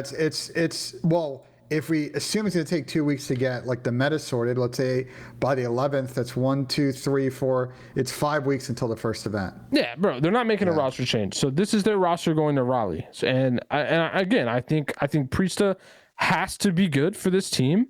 I think Hydra's kind of a known quantity at this point. Kismet, I'll be really interested to see how Kismet does. I hope he can still perform at the level he did last year. Like, he kind of came back in the league and asserted himself to get his respect back on his name. And then Skies, we haven't really seen Skies play that solo main AR role in a long time. And so that's going to be a bit of a transition for him as well. And I don't know if this team is going to gel. It's a question mark for me. I'm worried about the culture. I'm definitely worried about the culture for sure. Sure. But I just going into it, they're a question mark. So I think that's why they're slated in C. I think the team's talent carries them to B, maybe then like low end. Well, that's what I'm saying. C. I think that's where they're not better than OpTic. They're not better than Seattle. They're not better than Ultra. Could they maybe be better than ROKKR? Possibly, depending on how ROKKR does. Are they better than London? Probably. Are they better than Florida? Probably. But there's not really that many other teams that I can guarantee and say that they're better than. I don't know. I think you put them in B because there's teams that I would put underneath them. Let's see how it looks. Even potential wise, I think I would still put them in B. That are going to go to this B or C tier we haven't talked about yet. I think they are B once we get there. I think it'll be clear because their talent. Because their talent carries them so far ahead. Because like, bro, granted, we know some nice people might not be fans of this team, bro. Hydra is disgusting. Sky is disgusting. Kismet had some really good performances last year, and I think he was a big catalyst as to why Newark even made it to fucking champs. And then, Preston, we've seen him have upside before, but unfortunately, he just hasn't been playing well. I think he's the weak link. The key to this New York team is like a lot of mid-pack teams last season. This New York team should be running through a lot of the teams that are in the middle of the pack of the CDL, to your point, purely on talent. I'm going to be very curious when they play some of the more elite teams that we haven't talked about yet. Will this team be able to get results, or will they struggle? Yep, we'll keep him right here. We'll put him in the bottom of B. We'll keep him in the bottom of B for now. Let's go over to the Boston Breach. Tony, you still with us, Tony? You there? I'm here. I'm not going to say much. We're finally here. Let Pat go first. Let's hear him rant. Pat, let's hear it. The Boston Breach. You got Methods, Awakening, Nero, and Vivid. So they only made one change, and that was for Awakening. Who'd they drop? TJ Halley, right? They dropped TJ. They got Beans on the bench as a substitute. The coach, Zed. The other coach, Denz. Listen, just going off history alone, not a lot of good things come when you drop your glue. And I think dropping TJ Halley was the glue, man, to this roster. So that's first and foremost. Secondly, I think this team does have talent, right? That's kind of like always been true for this team. The problem was always just that their SMG talent wasn't the top tier talent. It was just good talent. Awakening is interesting. I think depending on the play style that he brings to this roster, I think he could have a positive impact on this team. But it will be interesting to see how him and Zinni, I guess, we are two completely different players. That guy just runs around and gets kills. I mean, you guys have a lot of slang, Tony. Like, looking at the roster, you guys have a lot of fucking slang, dude. A lot. Nero and Viv are going to be running around getting kills. You know they like to get those high kill games. In the hill, man. I'm back to World War II. Awakening's going to be roaming and getting kills like he always does. I mean, there's not going to be many kills for you, Tony. This team comes down to how this game plays, though. Like, because to me, I mean, Vivid has been... I mean, the statistics probably back this up, but the most aggressive player since he entered the CDL. I don't know if that's going to be a benefit or a negative in this game. That's to be seen. I mean, I real quick, just to cut you off, because I can obviously speak personally on certain players. It's like, I trust these players to adapt to the game, where it's like, yeah, he was super aggressive in this game, slide canceling, but if the game's going to change, so are play styles. But that's the thing. That's the thing. Players will always adapt. That's not the issue. It's are they as good as they were at the like? Is a player as good in fourth gear, right, as he was in fifth gear? I get what you're saying. And that's always a question mark. So, but you can say the same thing for every single roster we just talked about. Yeah, that's true, but I think they have less of an adaptation when it comes to playstyle. I think you benefit the most. I think Nero and Vivid from how far they have to change their playstyle is much more than how much you have to change yours. Okay, so say the same thing about CleanX, Afro, every single super fast SMG player in the game. You have to say they may not be as good because the game's going to be slower, so their playstyle is going to have to change. You have to be consistent throughout every single team. I love that you brought up Afro, by the way. I was actually pulling up the stats. Him and Nasty had basically the exact same performance from day one last year to the end of the year. Basically even, like their performance was mirrored, and so everything that we said about Nasty, we acted as if Afro was this like way better player. That's just statistically not true. They literally played basically the exact same all year long, and so again, that was just goes back to my point about how I just don't think that Afro was some like crazy superstar. But CleanX, I mean personally, I think CleanX is a little bit different of a comparison. Because to me, at least, when I've watched CleanX, I think he's super fast, but I don't think he's always super fast. I think he's fast and ratty. In a way, it's kind of like Pred, not really, but that's kind of how I see him playing. But to me, like Nero and Vivid were just go. Like those guys just went forward and got kills. And the problem I see with your roster is it looks like a team that's gonna like outslay by 40 but lose the game, or win by like 5 or 10. That would be tough. So I think play style is gonna matter, but also just like the way at which you guys play as a unit will matter. So I think a lot of this is to be seen with how the game plays, because we're comparing it with Vanguard knowledge, but obviously we don't know how Modern Warfare 2 is going to play out. But I think just off talent alone, this team is definitely better than the Ravens. So yeah, I think high C, low B is easily justified. It's almost like pacing, Pat, is basically what you're trying to say. Like yeah, I mean I know people don't like the word pacing. I know people don't like that word. I know people have called it a buzzword in the past, but I feel like what you described almost is pretty much pacing, is what I mean when I say it's mainly pacing. as a team, because Right. like Zenny said, like Nero and Vivid are both gonna have to adjust to this style of gameplay. Yeah. And I don't think the game is going to be played as fast as we think. I think the game's going to be slowed down a lot. I think it's going to be slower, yeah. I think the time to kill is instant. Yeah, bro, but we're also forgetting we're probably going to play with smoke grenades in, because it's a Modern Warfare game. We had them in the last Modern Warfare game. The one-ways are terrible. They are, unless they fix them, but I doubt it. Dude, if you, like, just looking at some of these maps, if you play them without smokes, you can't even cross a gap. Like... Well, I feel like they're gonna have to be. But in correct me if I'm wrong, Chris, because I didn't play much of Modern Warfare. But like they had, could you run 2 trophies in Modern Warfare? I think it was it 2 trophies, 2 dead silence, something like that. Yeah, I can't remember. No, there was 3. There was 5 people. Fuck, what was the spread? Oh yeah, man? I don't remember. I think it might have been 2 and 3. But you also had like amped, right? Like amped, which gave you your trophy super fast. I don't think they can allow smokes. If trophies, because I didn't see an amp perk unless I was blind. I didn't play much of the beta. Smokes ruin respawn with bro, like you have to make do with what you have. And unfortunately, no. He is correct. But Lamar's right. Without trophies, having trophies every life like you did in BO2, you really can't have smokes. And even you're not getting across any gaps in this game. You lost, or you limit it to 1. I'm thinking about Modern Warfare. I'm thinking about the original. Like. I'm thinking about the last MW without trophies. Like the game would have been worse. No, not without trophies. We're saying not with trophies. Regular Sorry, trophies. smokes. I'm sorry.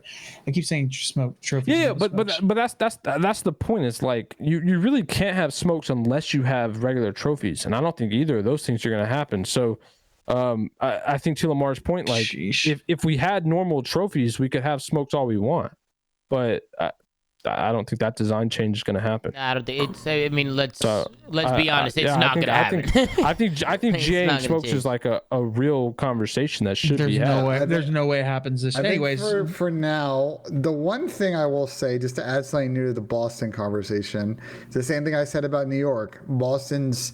Then I think there's a fair criticism of your team last year. I think you guys were pretty solid to very good against a lot of the teams that were playoff contenders, on the bubble. But when you guys played sort of top 3 teams, the results weren't always there. I think. Who were the top 3 teams? When you guys faced off against OpTic, FaZe had our number, sure. Thieves had your number the most. Yeah, Thieves. I mean, the LAN matches were close. The online one, we were getting fucked. But I mean, yeah, fair.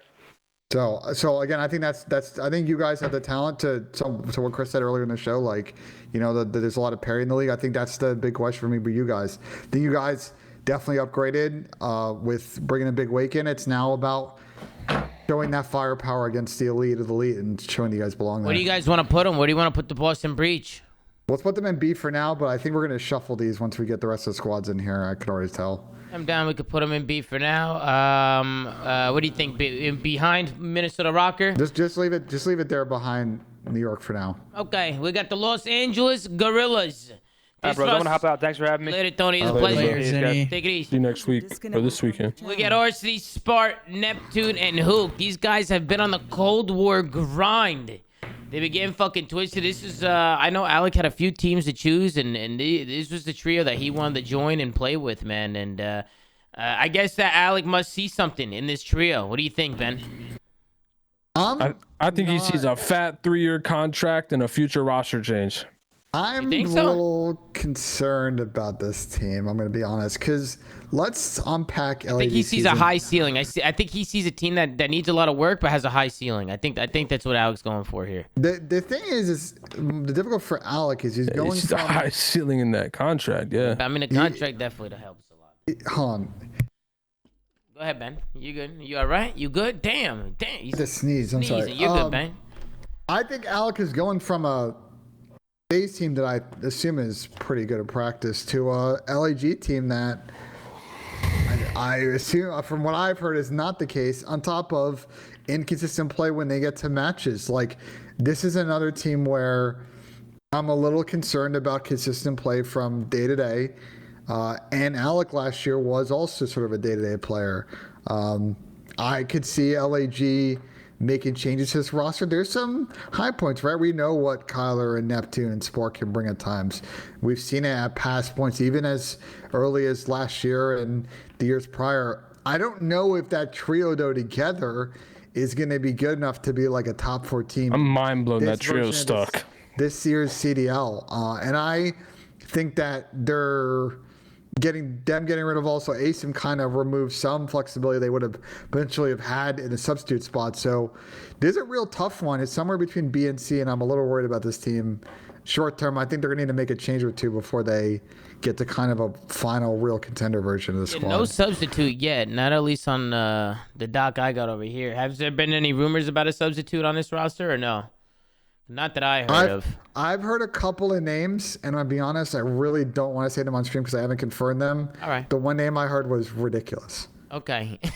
wait, hold on. Now you got. Hold on. What do you mean by ridiculous? Like ridiculously bad, or like a crazy? Is it like risk? a coach? Is it a coach or some shit? You know, is it a waste? No, Jesus Christ. I don't think that's ridiculous. I know him. Listen, bro, throw this team somewhere in C, man. And it's so weird to say a team with Alec is in the C tier, but I mean, dude, this trio that they kept or whatever, I just don't think was a successful trio by any means. I think all those players in their own rights are good, but I don't think that trio works at all. They failed to qualify for champs. Slasher was also the best player on this roster. And so yeah, I just think to me this is just an unsuccessful trio, and the fact they kept him and then signed obviously a superstar in Alec. To me, this roster just kind of screams that they wanted to lock down Alec, who's a guaranteed talent. Like that's a good piece to lock down on any franchise. They locked him down to 3 years, and so having him will attract other players in any roster change period. So I think him being on the team will benefit LAG in the long run when they do make changes. But yeah, I mean, I think looking at this roster, I just see changes coming.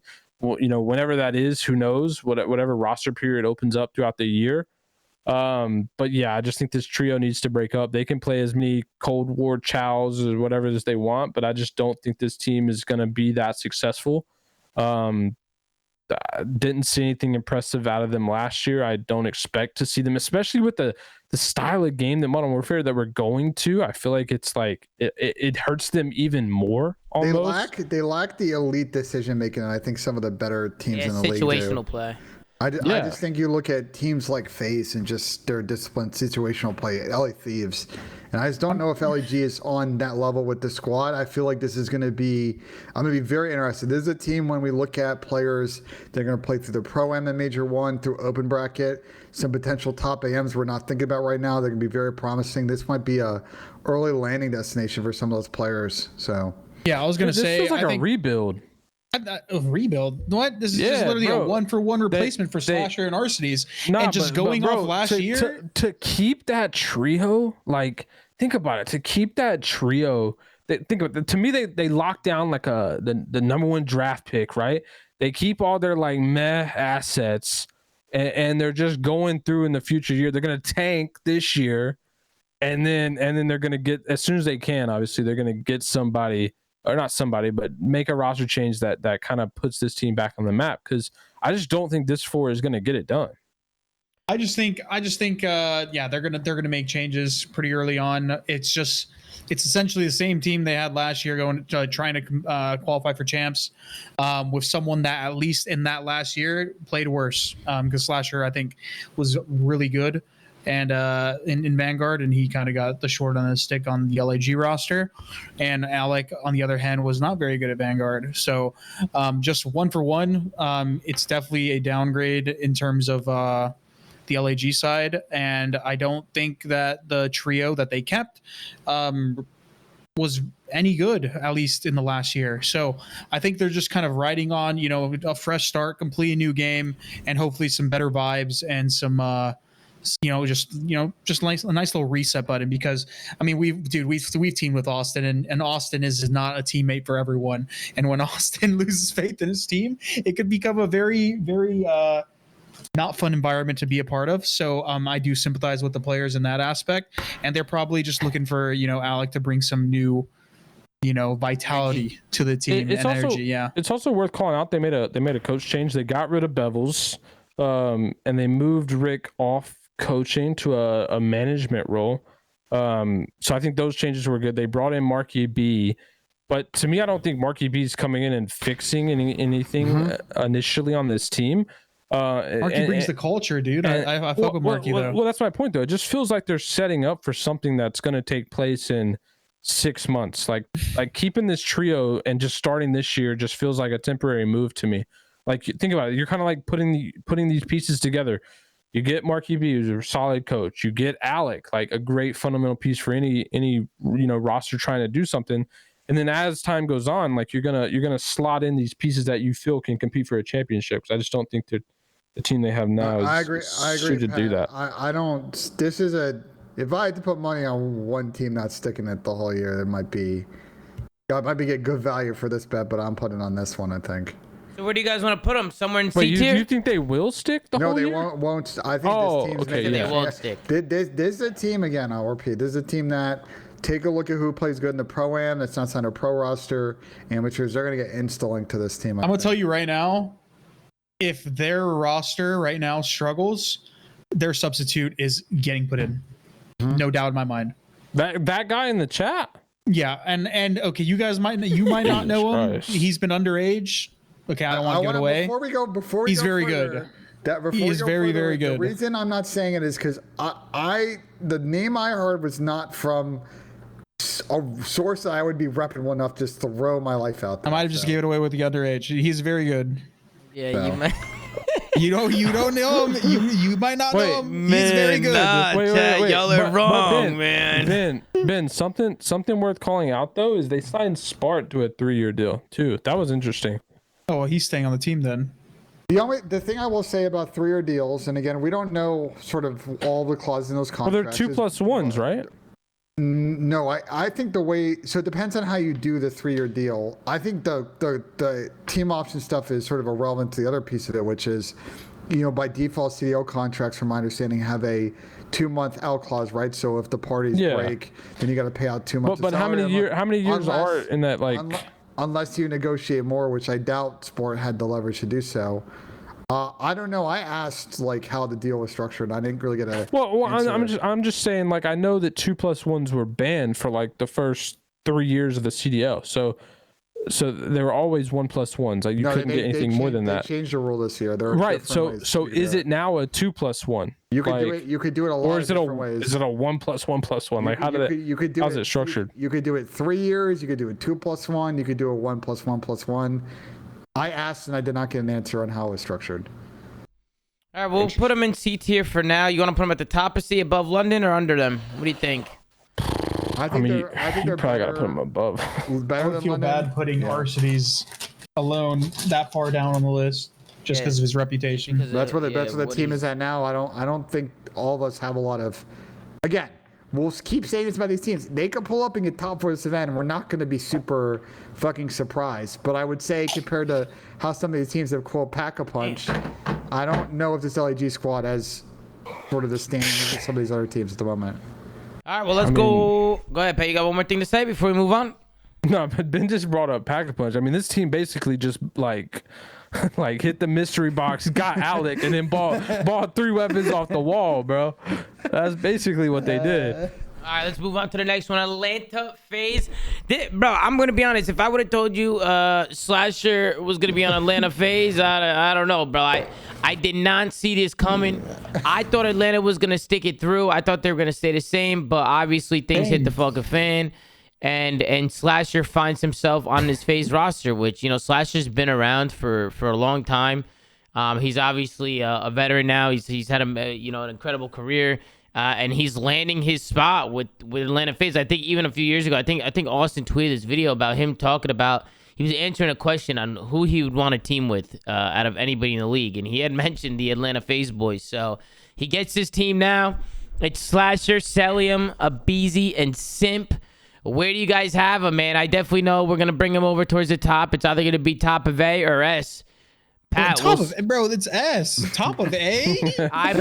You smoking, baby. Well, I didn't know if you guys were just gonna put the champs in S by themselves. I didn't know if you guys put them in S tier, baby. You know what I'm saying? Like just the Atlanta FaZe. It's just how you want to do the list. It's how you want to do. Nah, the Thieves, bro. The Thieves have to be top S. Are you crazy? The Thieves are number one. They were top S in Vanguard. Nah, you can't do that. You have to put them at the top of S. You have to. Both these teams are top of S just because, like, bro, I don't care. FaZe by themselves. You're getting 3v1 on this one. It is FaZe. Yo, chat, get a poll going. It is FaZe and strictly FaZe. There's no tiebreak to break, Pat. This isn't Vanguard, Ben. This is Modern Warfare 2 preseason rankings. This isn't Vanguard. You can't take away their accomplishments. You can't take away what LA Thieves did at the end of this year. You can't. Yeah, you can't. They were clinical. They were clinical. This is bullshit. This is cap. This is cap. Precision, baby. This is cap. This is cap. Bro, you're telling me that my EG team went from winning champs in World War II and we were the S tier #1 going into BO4? No, that's not how it fucking works. Nah, that's way different. That's way different. Wait, hold on. How it works in any game. Oh, that's way different. Listen. Never how it's worked in any game.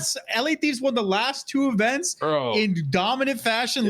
Never how it works. You won 1 tournament. You can't. That's way different. You want to compare the two? It would have been like LAG winning their event. I got second the major before champs. Nah, y'all winning champs is like Paris winning champs, bro. You know what I'm saying? Nah, Pat, that's true. Pat, come on, Pat, come on. You just couldn't make it to us. Hey, we couldn't, but Pat, think about it. Hey, that's 600K behind me. I know, that Pat. shit The is thing still was, Pat, baby. Well, I'm just being honest, bro. Spent. EG showed nothing. Now, whole World War II, they showed nothing, and then one chance out of nowhere. Let me actually just let me clarify this. Pat, I'm just being honest. No, because you're not being honest. You're capping. How? Think about it. I'm gonna explain. Listen. So we all played World War II. There was a massive overhaul in the middle of World War II.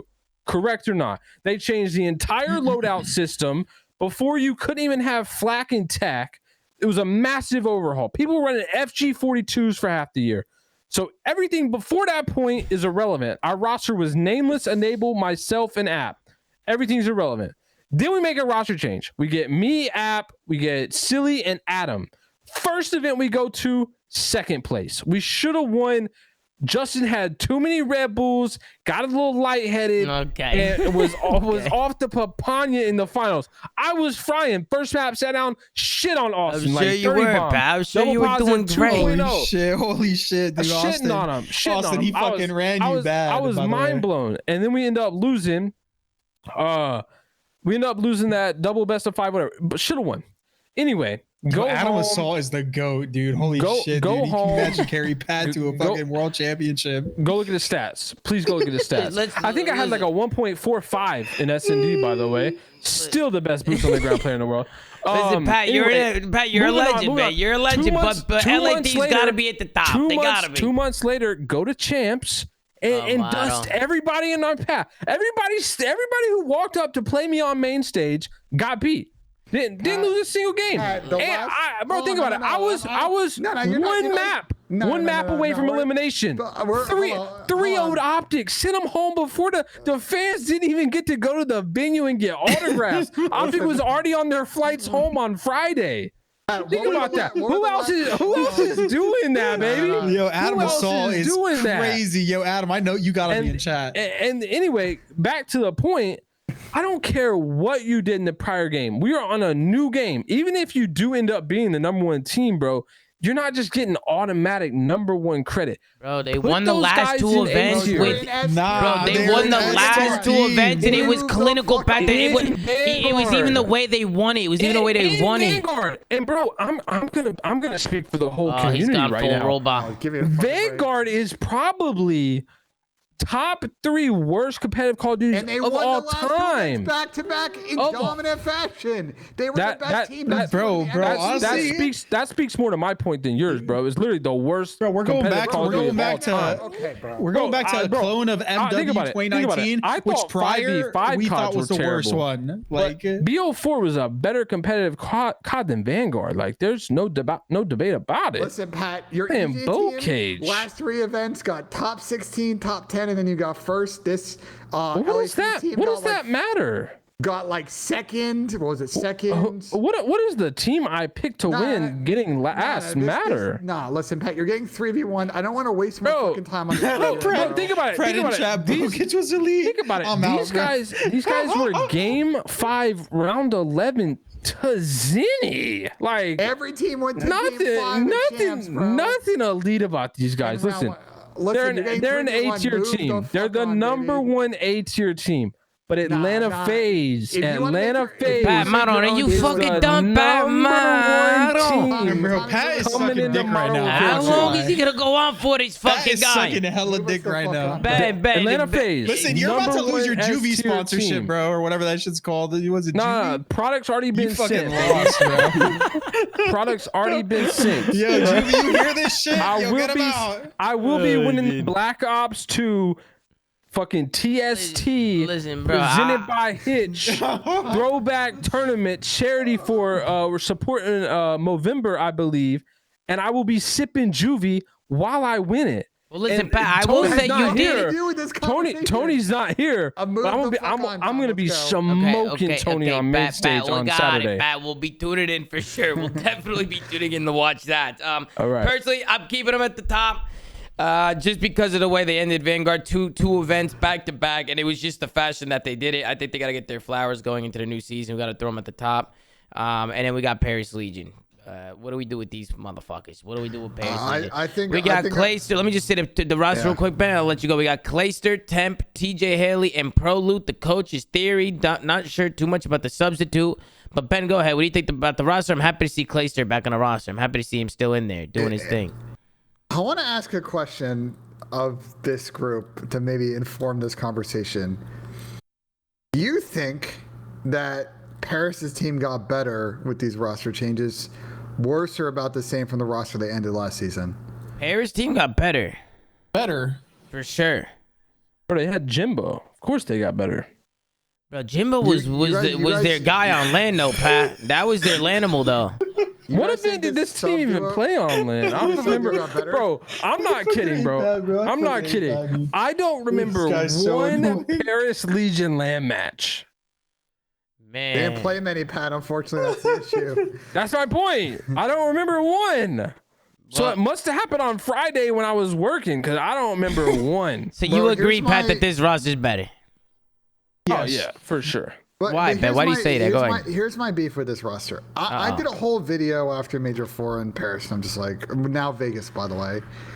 Vegas Legion. We got to all take Paris out of our fucking... Yeah, we have to stop saying Paris, bro. We have to start saying Vegas.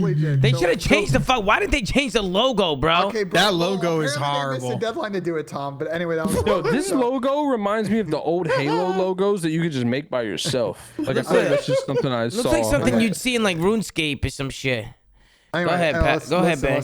I swear that was a Spartan patch. I think they're in D tier. My thing with Paris is this: they've definitely, I think, say what you want about Tom versus Clay. I think I'm taking Clay in that situation. I don't know if necessarily the subs have been upgraded. And my bigger issue with Paris is I still don't quite understand what the long-term goal is this team. We're just building another team of players that didn't get on the other squads that formed earlier, and it's going to be the same cycle over again. It's unclear to me what their long-term goal is, and I personally think, and maybe this is a hot take and I'm gonna get Len in the chat, I feel like they should have ran back the same roster from fucking last year and swap Tom for Clay, and maybe you kind of see if you can get something from the sub players in a new fucking game. But as much as I, once again, as much as I like. Okay, yeah, bro. spam the fucking lens, bro. Jesus Christ. You just asked the worst team in Call of Duty history that we've ever seen in 14 years of competitive play. Run it back? That is not the worst Call of Duty team I've ever seen. Bro, they went like 2 for 30. There are teams that did much. That's the worst team I've ever seen in my life. Yeah, just because you don't watch fucking games, you don't know who Jimbo is. It's all good. Bro, Ben, name one pro Call of Duty team that was worse than the Paris Legion last year. Oh, there were fucking. Wait, hold on. What about was it Epsilon in World War II that like won one game or some shit? That was one game in a stage though. Yeah, but the stage had like 70 matches back then, bro. We had like 70 matches and shit back then, we bro. We definitely don't have 70, bro. Obviously, I'm gassing it. We had so many matches that year. Bro, there was a lot, bro. Like the whole season's worth. If I had to bet money on a team winning like a match throughout a season, I would put more money on Epsilon than I would that Paris Legion team last year. Oh my god. Oh, I don't. That's so fucking. That's cap. That is so fucking cap. Bro, those guys so fucking cap. Listen, dude. Bro, I love Don, but that team was horrible. Elevate and IW. It wasn't a good team. It was not a good team. Wait, that Paris Legion team, Ben, was on complete different pages. Those guys were not on the same page. Hold on. You guys are also comparing teams that were like together for like a month. Bro, this team was a team throughout the entire year. They made a couple roster changes. No, but they were still a unit the entire year. Like you're comparing teams that like broke up and just in and out of the pro league. Shit, this was a team that was a team the whole year and went 2 for like 30, bro. Funny, bro. They were horrible. And Ben just said, run it back and see if you'll get anything out of their subs. Once again, Pat, first off, if we're going to talk about Epsilon. Who are you expecting to get stuff out of in Modern Warfare 2? If we're going to talk about Epsilon, I'm pretty sure Johnny? And Jimbo? That team stuck it the whole year, even though they went 1 in like 17 in the pro league in stage 2.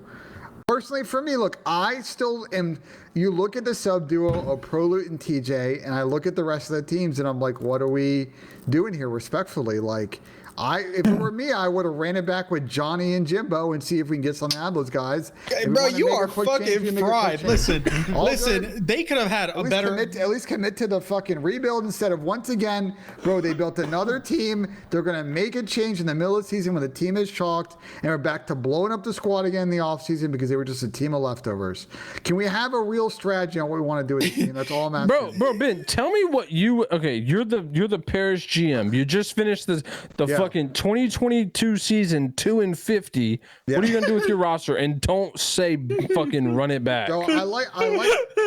Listen, I like bringing Clay. I like bringing Clay in. I think that's another dimension. How? That literally goes against what you just said. Are you going to let me talk, or am I just going to leave the show because you're just going to keep cutting me off? You just said that they shouldn't. No, but he said they should bring it back with the exception of adding Clay. Yeah. So you're clearly not listening to what I'm saying, but it's all good. You just keep yelling over the mic.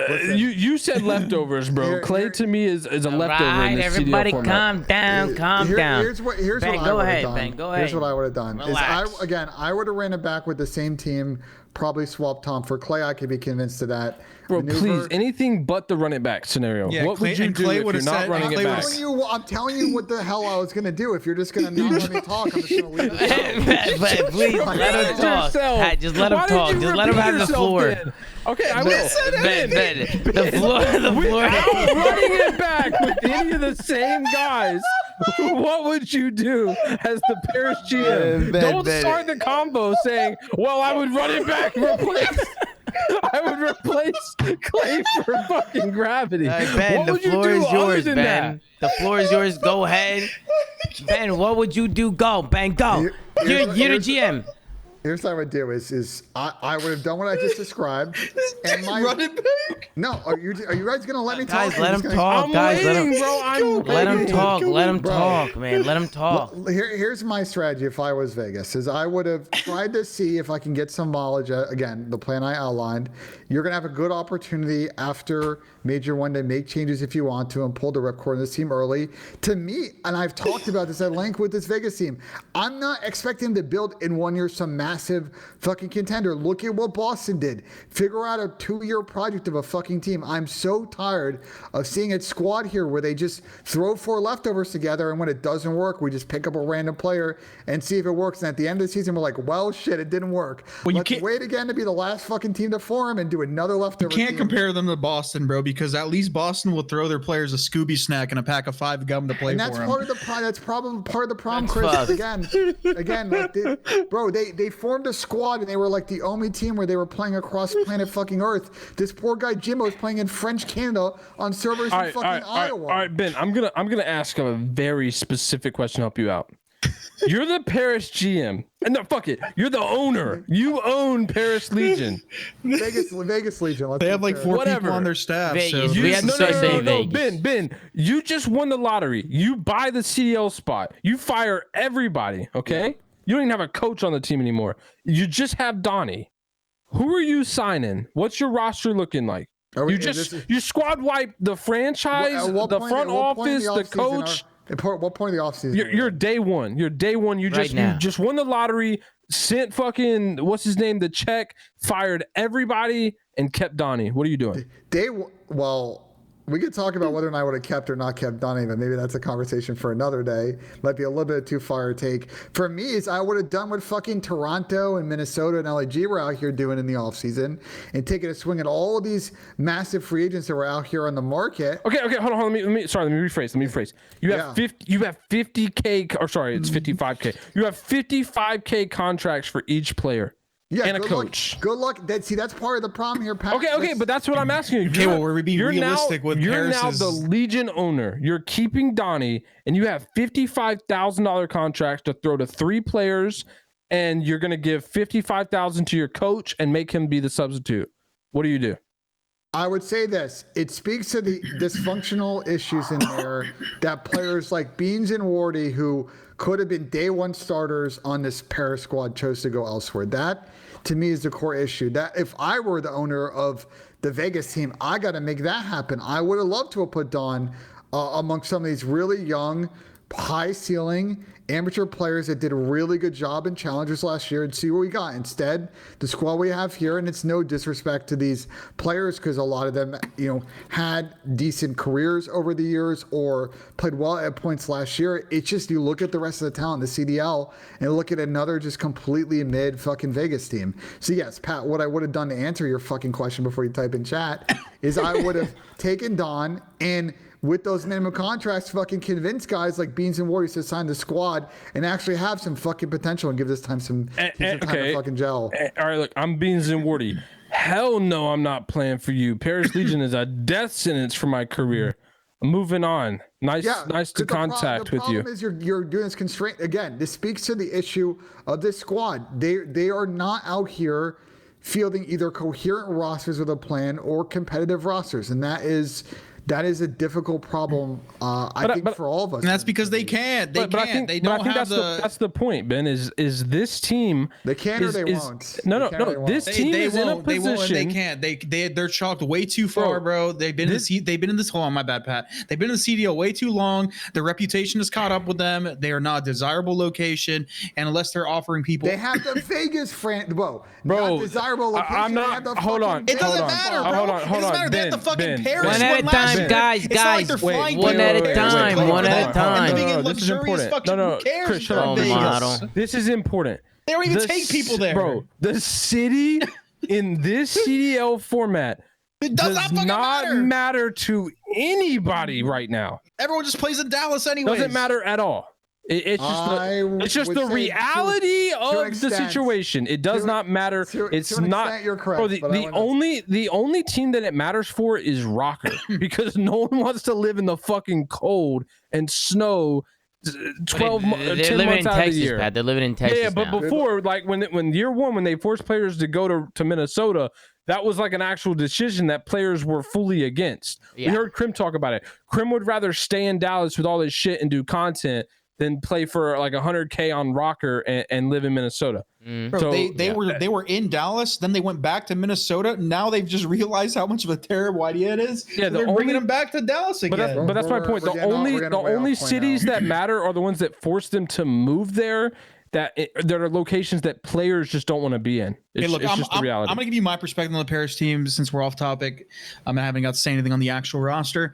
I love Clay, love Don. Think they're both really good players. Tej needs to do some serious redemption, and so does ProLoot, because I think ProLoot had some serviceable moments on the OpTic roster. However, he was nothing, too exciting. And same with Tej. Overall, team is probably in the lower C, D area. But if we know anything about Paris Legion or Las Vegas Legion, and the Legion is that they are going to just basically field another roster of struggling pros. And it's just the sad reality of it. We've already been over this. They need to get the fuck out of the CDL and find an organization that's willing to buy them out so that they can start creating another desirable location, because bro, it doesn't even fucking matter at this point where the location is. They just have such a fucking terrible reputation for essentially ruining people's careers, and the only people that have made it out of it alive so far is Donnie. Not even people, it's person. Okay, yeah, sorry. They just need to get the fuck out, in my opinion. Their reputation is too far gone. I don't even know how they're gonna ever reparate it. One of the things I hate about this show is how fucking elitist we are sometimes. I cannot fucking believe the disrespect we're showing to fucking. We just talked about how this team is being set up. At the same time, we're just calling Jimbo and Johnny fucking dog shit.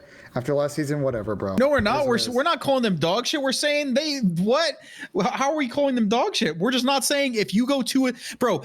If Crim 6, Scump, and like the best players in the if OpTic goes 2-30 just because they're fucking who they are, you think they're gonna run it back? No, they went 2-30. They're not running it back. Yeah, no, you can't run it back at that point. It doesn't matter who is on that team. All I'm saying is they went 2-30, bro. I'm telling you personally, for me, I think they've got the same ceiling of winning with TJ and Pro. By the way, we haven't even talked about this. We're talking about a team with Tej, ProLoot, Clay, and Donnie. This is a team that I think my main fucking thing is like, what's their practice going to be like? You have a lot of strong personalities on this team. Are they going to mesh well?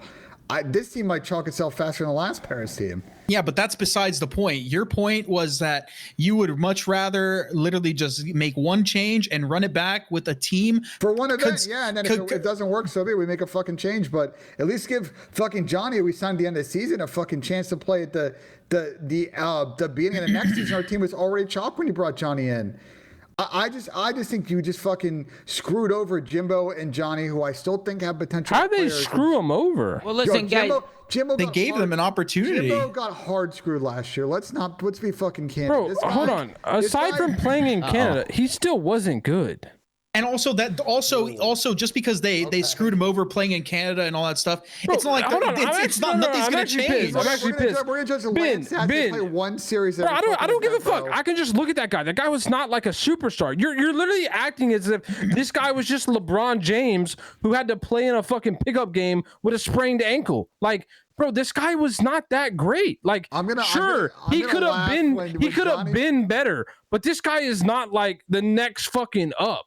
Like when Johnny and fucking Jimbo are playing well in Challengers again, let's circle back on this. I don't give a fuck if they win every Challengers event. They came into the league last year and they just didn't look good. Period. Listen, this is a fucking, just to finish this combo, Tom, I'm sorry you haven't been C. This is a D tier team, and it's just the more of the same for Paris, bro. I know they brought in Clay, and maybe we get that crazy superstar Clay we've had a couple of times over the years. But I just don't see what the vibes this team is probably going to have, and it's going to be a lot of the same issues again on fucking Vegas. I mean, I agree. I agree with you. I agree with you in that sense, Ben. In terms of the conversation we were having, it wasn't on this actual roster, but does everyone who just comes in the league and shits the bed just deserve like endless chances to prove? No. I just don't see how your ceiling's getting higher by bringing in TJ and Pro. I don't think it is. I think this team is still ass. But I fully disagree with the fact that people like the people who came in on Paris should get more chances. Yeah, but I don't even care if they. So here's the thing that I'm gonna agree with Ben on. Yeah, they did get screwed over, but if they stayed, bro, even if they re-signed them and like, let's run it back and try again. You really think these guys are going to give them a better suitable environment to do that? No, bro. It doesn't matter if they re-sign Jimbo. Jimbo would still be stuck in Montreal, but fuck Canada playing matches. Hold on. This is about the CDL. Can we stop dancing on the fucking topic on this one? Because I'm so tired. Again, the show being elitist. A lot of the issues on this. This isn't about elitist. This is every roster. All right, guys, listen. Hold on, Ben. Let me go though. Let Ben. You've been making your point for 20 minutes. You guys have been going in circles. Who is being elitist? Let's just move on from the conversation. I don't want to move. All right, you got one more. Go ahead. You got 1 point, and then I already know Bad's gonna have another point. Go ahead. It's gonna be the same shit. Go. Listen, look. We all want to throw fucking Jimbo and Johnny under the bus. Look, I know they brought back Donnie. Donnie's got to be a better fucking teammate this year. We saw what happened at the middle last year where he decided to quit on the team. I'm sure that didn't help the fucking vibes of the situation. He's teaming with Clay, another player who's had similar issues. These guys got to come and bring the right culture to this team again, or it's gonna be the same fucking issue. Okay, well, they all got to be good teammates to each other. It's a team game. They've all had, Go ahead, Pat. Open up your bank account right now. Open up your bank account. I need to see the payments from Jimbo and Johnny. We're stopping it there. No, we're stopping it there. From Jimbo and Johnny. Pat, relax. Pat, you got your words in. You got it in. What do you guys think the tier list is on a scale of 1 to 10? I think it's 10. I think it's phenomenal. I think we got the best tier list in the business. What do you guys think of the chat? Where do you rate the tier list? 1 out of 10, 10 being the best, 1 being fucking dirt shit. What do you think we got it on? Man, emotions are flying high. All right, hold on. Ben, hold on. No. Emotions are flying high. Listen, I don't want to get involved too much when the passion's flying, because then it just sounds like a bunch of birds, a bunch of dogs fucking quacking. So I like to let people talk. So, Yo, Tom, where do you have Vegas Legion?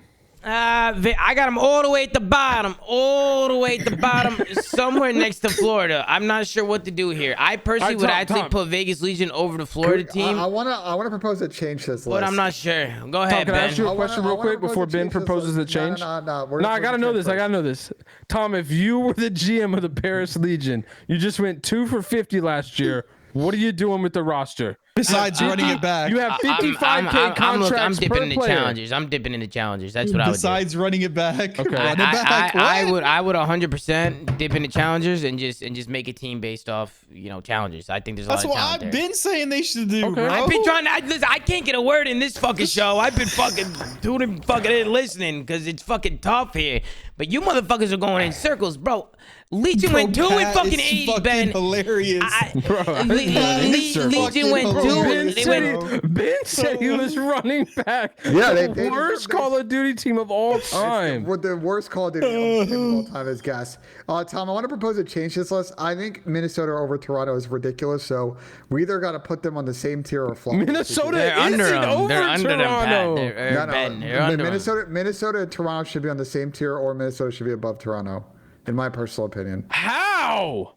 I think they should be. I said they should be tied. We just talked about this. They got the worst. They should be tied. ROKKR got the worst players from the Ultra. Based on last year, they got the worst players. Afro underperformed. Y'all were literally talking shit about Nasty and saying how Afro did so much better. I pulled up the stats. These guys had the exact same performances. Both 2,400 kills. Both 2,400 deaths. They had the exact same stat line. Both ran an SMG on the exact same team. Both were inconsistent. Both performed bad. So for what we roasted Nasty for, you got to say Afro's the exact same. He's just on a new team. And Dylan is good, But honestly, we still don't know Dylan's play style on a team with these type of players. We don't know how to work culturally. Also, the ROKKR is getting absurdly undeserving coach gas. There's no coaching gas to give out to the ROKKR right now. They've underperformed for 3 years. Toronto, who's coaching Toronto, Pat?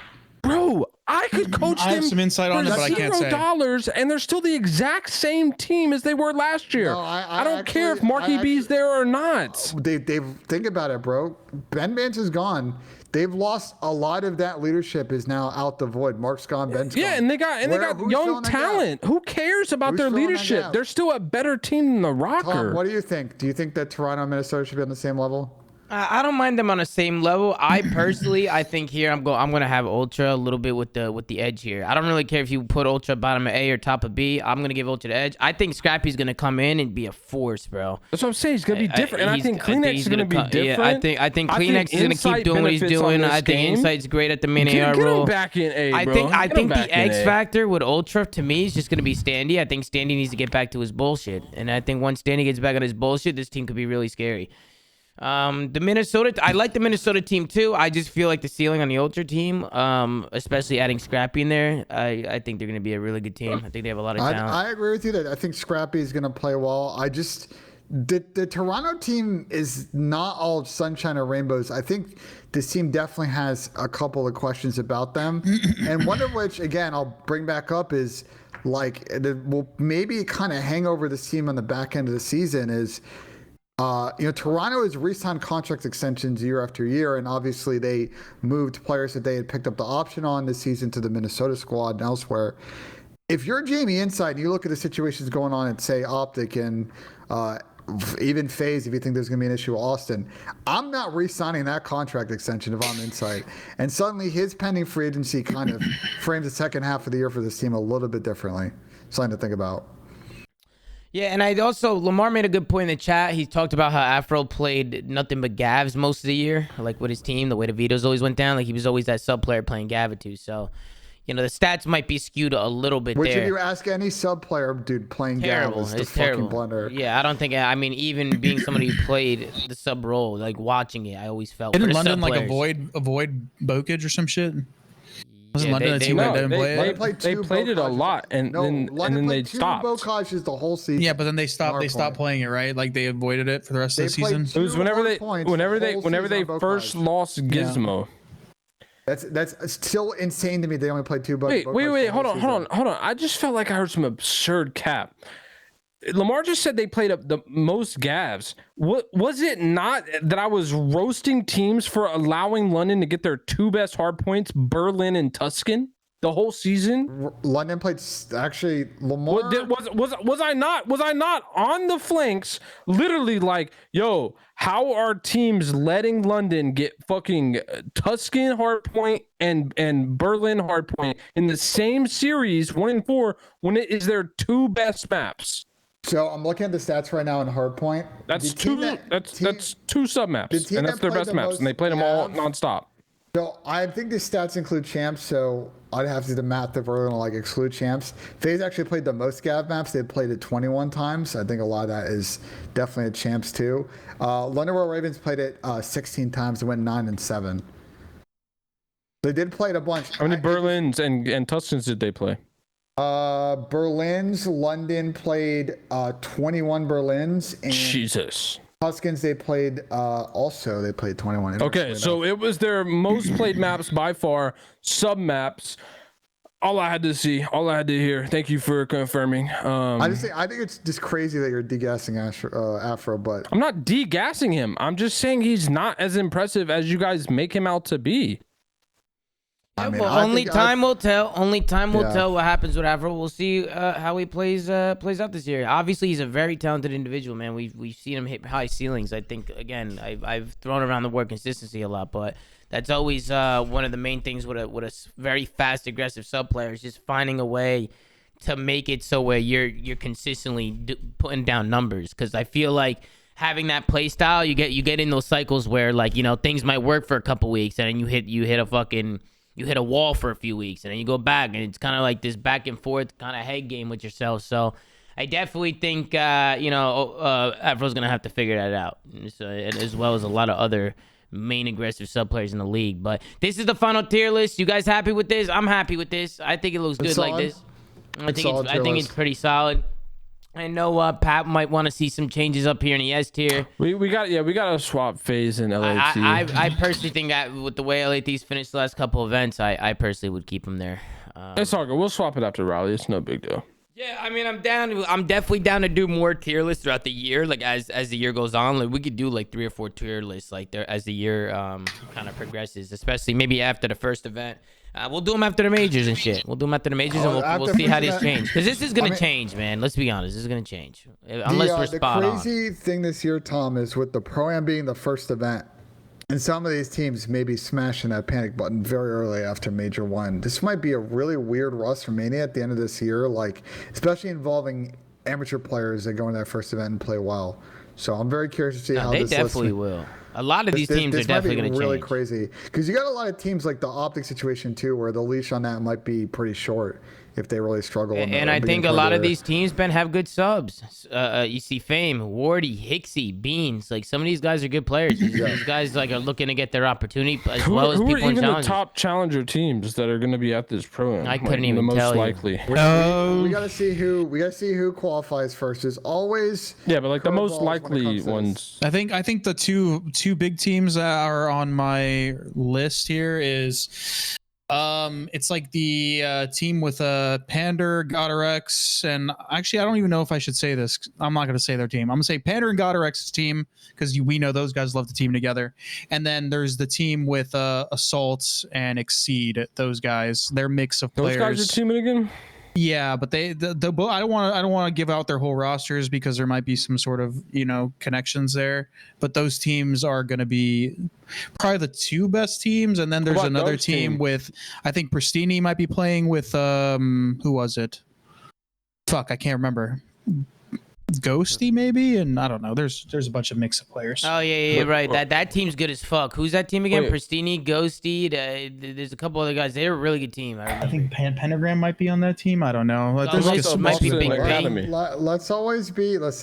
I always am going to say this. Let's always be careful. We don't know how these qualifiers are going to work. We don't know if it's going to be like a land thing.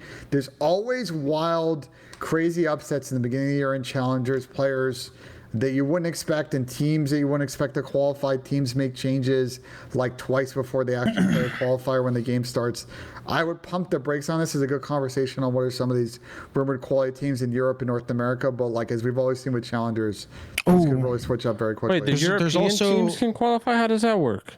I don't know, but there's also the team with that one too. There's also the team with Mohawk Saints. There's not a Blast is coming back, right? And Decimate. Well, that's a big question I have, Pat. Those guys are also good. Works. Yeah. I thought it'd be like an online bracket for. I guess you gotta include Europe, but how do you do that? They're gonna. Well, so we go down this path. Is they've included like a LATAM team in versions of like. If they do that same shit they did last year for champs, wow. Study's wife giving birth right now while he's in the chat. I think they're on their way to the hospital or something. Jay, gotta do what you gotta do, man. Hey, I'm wishing you the best of luck, man. Hope everything goes well, man.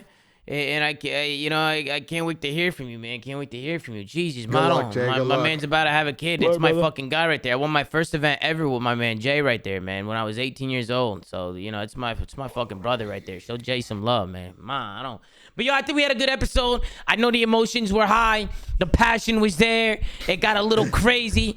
But crazy my emotions been even killed this whole time. Well, no, I mean, listen, Pat. Let's be honest. Oh, you mean bro. Like Ben? You mean like Ben? Yeah, no. Yeah. I mean, you guys talk over each other a lot, man. You guys gotta work on that. It's mostly Ben. It's mostly Ben. Yeah. It's all of you guys, man. And the thing is I don't. Every time I try and step in and fucking calm y'all down, you don't stop, and then it just sounds like a bunch of fucking ducks quacking away. I can't. it's mostly like I asked Ben a specific question, and then he wants to repeat the thing I said. Yo, Ben, it just disregard takes a while to that. get to his answer. Bro, You gotta give. that was actually the funniest thing. Pat was like, "Yo, if you're the like leadership, what would you do? Yeah, except run it back. Except run it back." And said Ben said, I would run it back. I was just like, "What?" Answer the fucking question. Ben, I literally said without running it back. So why would you reply and say, "Well, firstly, I would run it back"? Everyone, this is what I'm talking about.